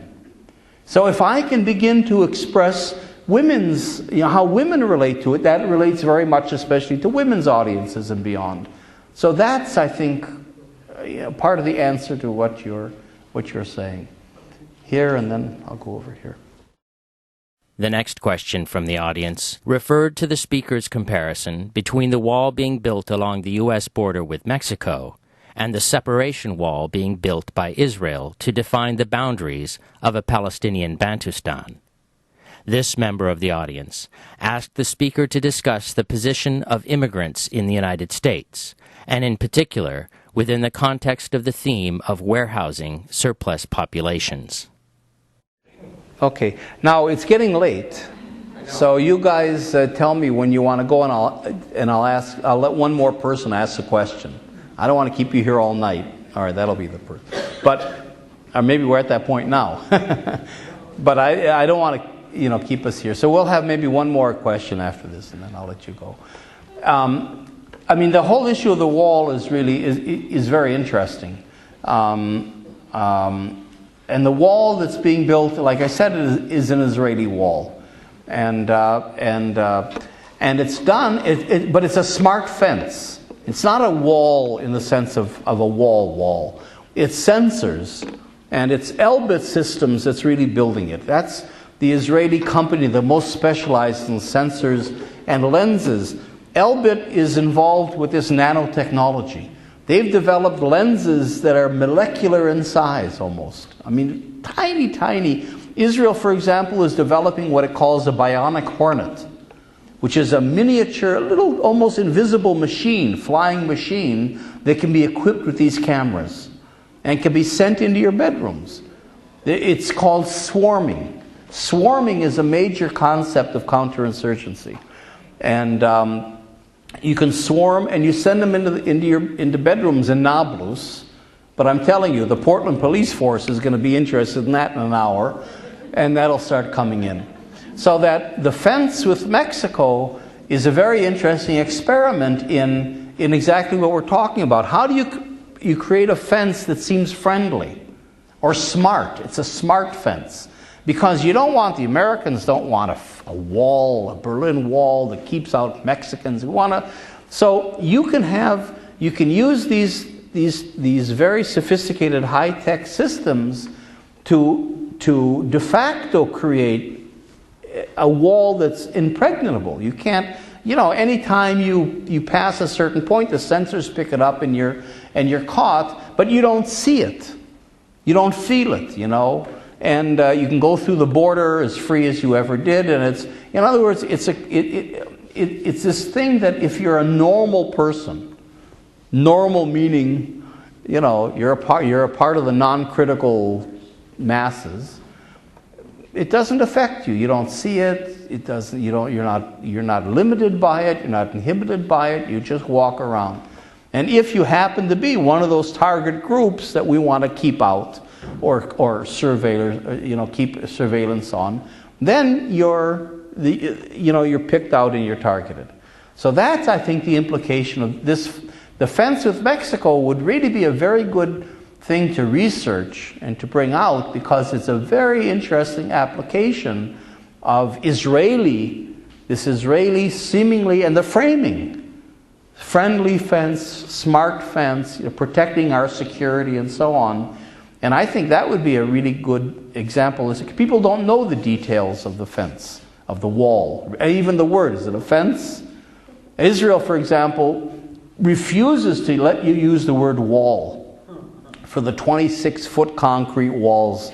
It's a fence, you see. And if I can say fence, it sounds better. I mean, it's the same complex I've talked about. I mean, that's part of the reframing.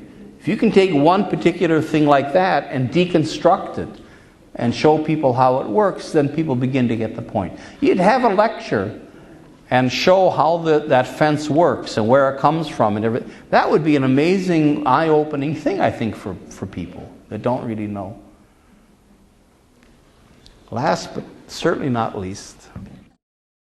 The next member of the audience referred back to the speaker's discussion of how Israel has become such an important part of Jewish identity in the United States. In contrast to the Jewish American framework, this member of the audience asked the speaker to talk about the Israeli framing of the conflict. The speaker had talked about the radical reconceptualization that South Africans had to go through, but it seems that such a reconceptualization would be far more difficult for Israelis, Jewish Israelis, because of the religious significance of the land, because of this sense of exclusive entitlement to the land. How do you imagine such a reconceptualization would take place? What would it look like? How can you change and reconceptualize the State of Israel?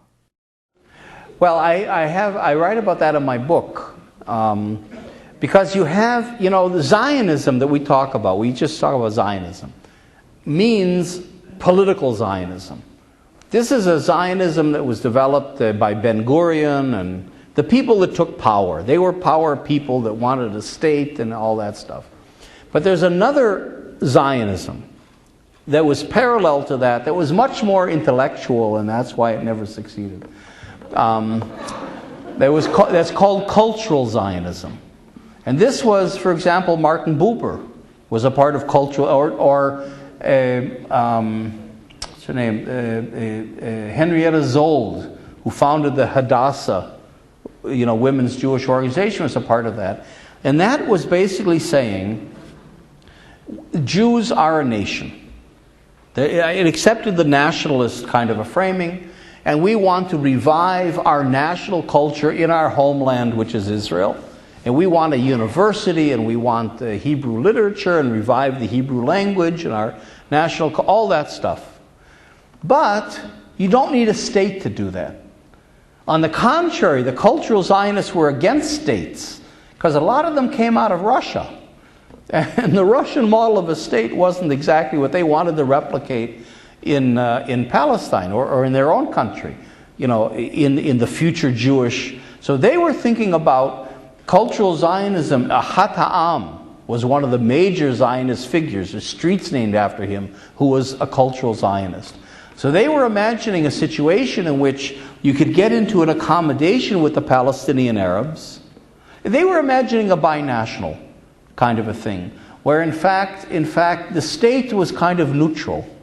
And they understood that the Palestinian Arabs wanted their own national renaissance and their self-determination and so on, and the Jews did as well. And the only way to do it together was that each group have its cultural right to have its culture, but that the state, if there was a state, because this is under the British Mandate period, the whole political part was left very vague. That was part of the problem.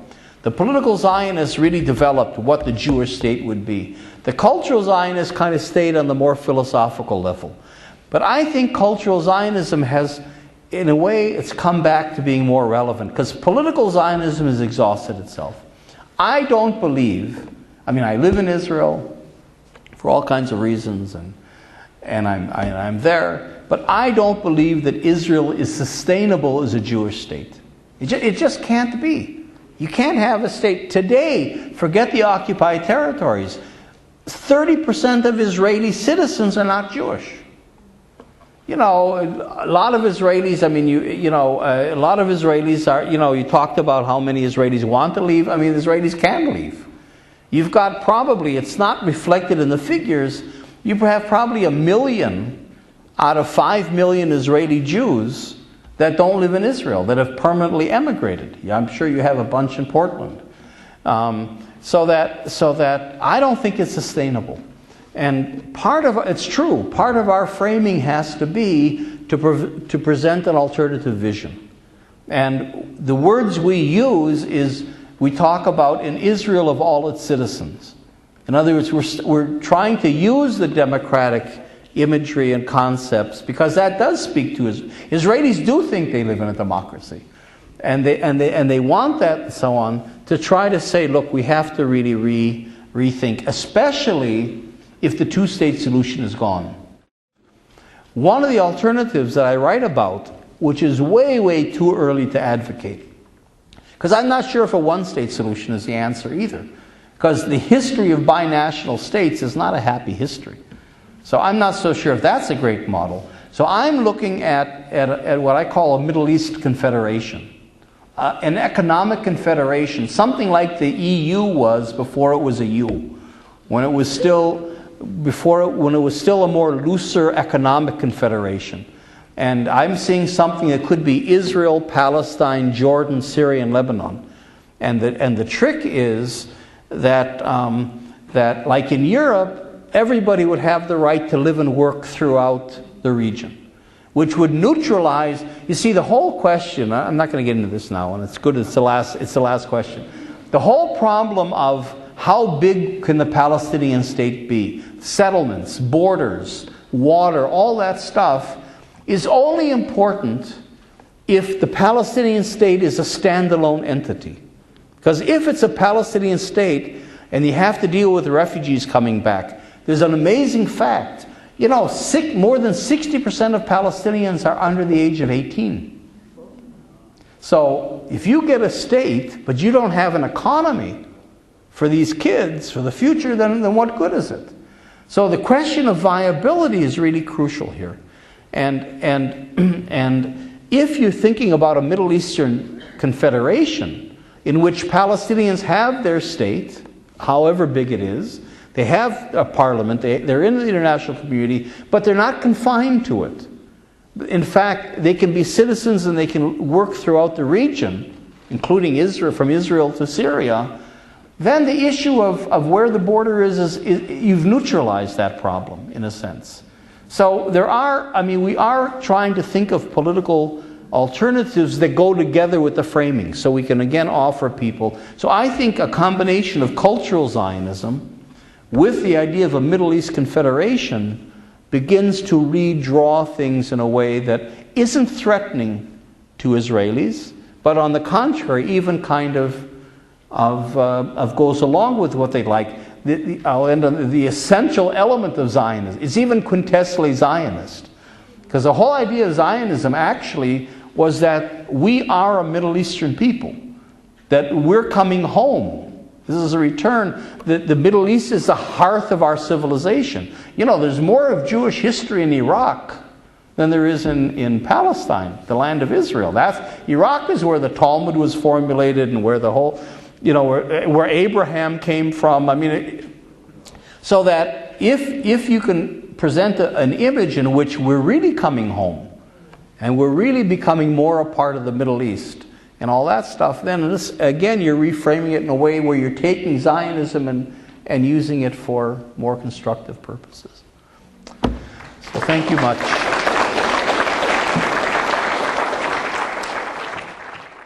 You've been listening to Executive Director of the Israeli Committee Against House Demolitions, Jeff Halper, speaking in Portland, Oregon, on October 11, 2008. The title of this lecture is From Apartheid to Warehousing, Israel's Strategies of Dispossession and Control. To find out more about Jeff Halper and about the work of the Israeli Committee Against House Demolitions, please visit the ICAD website at www.icahd.org.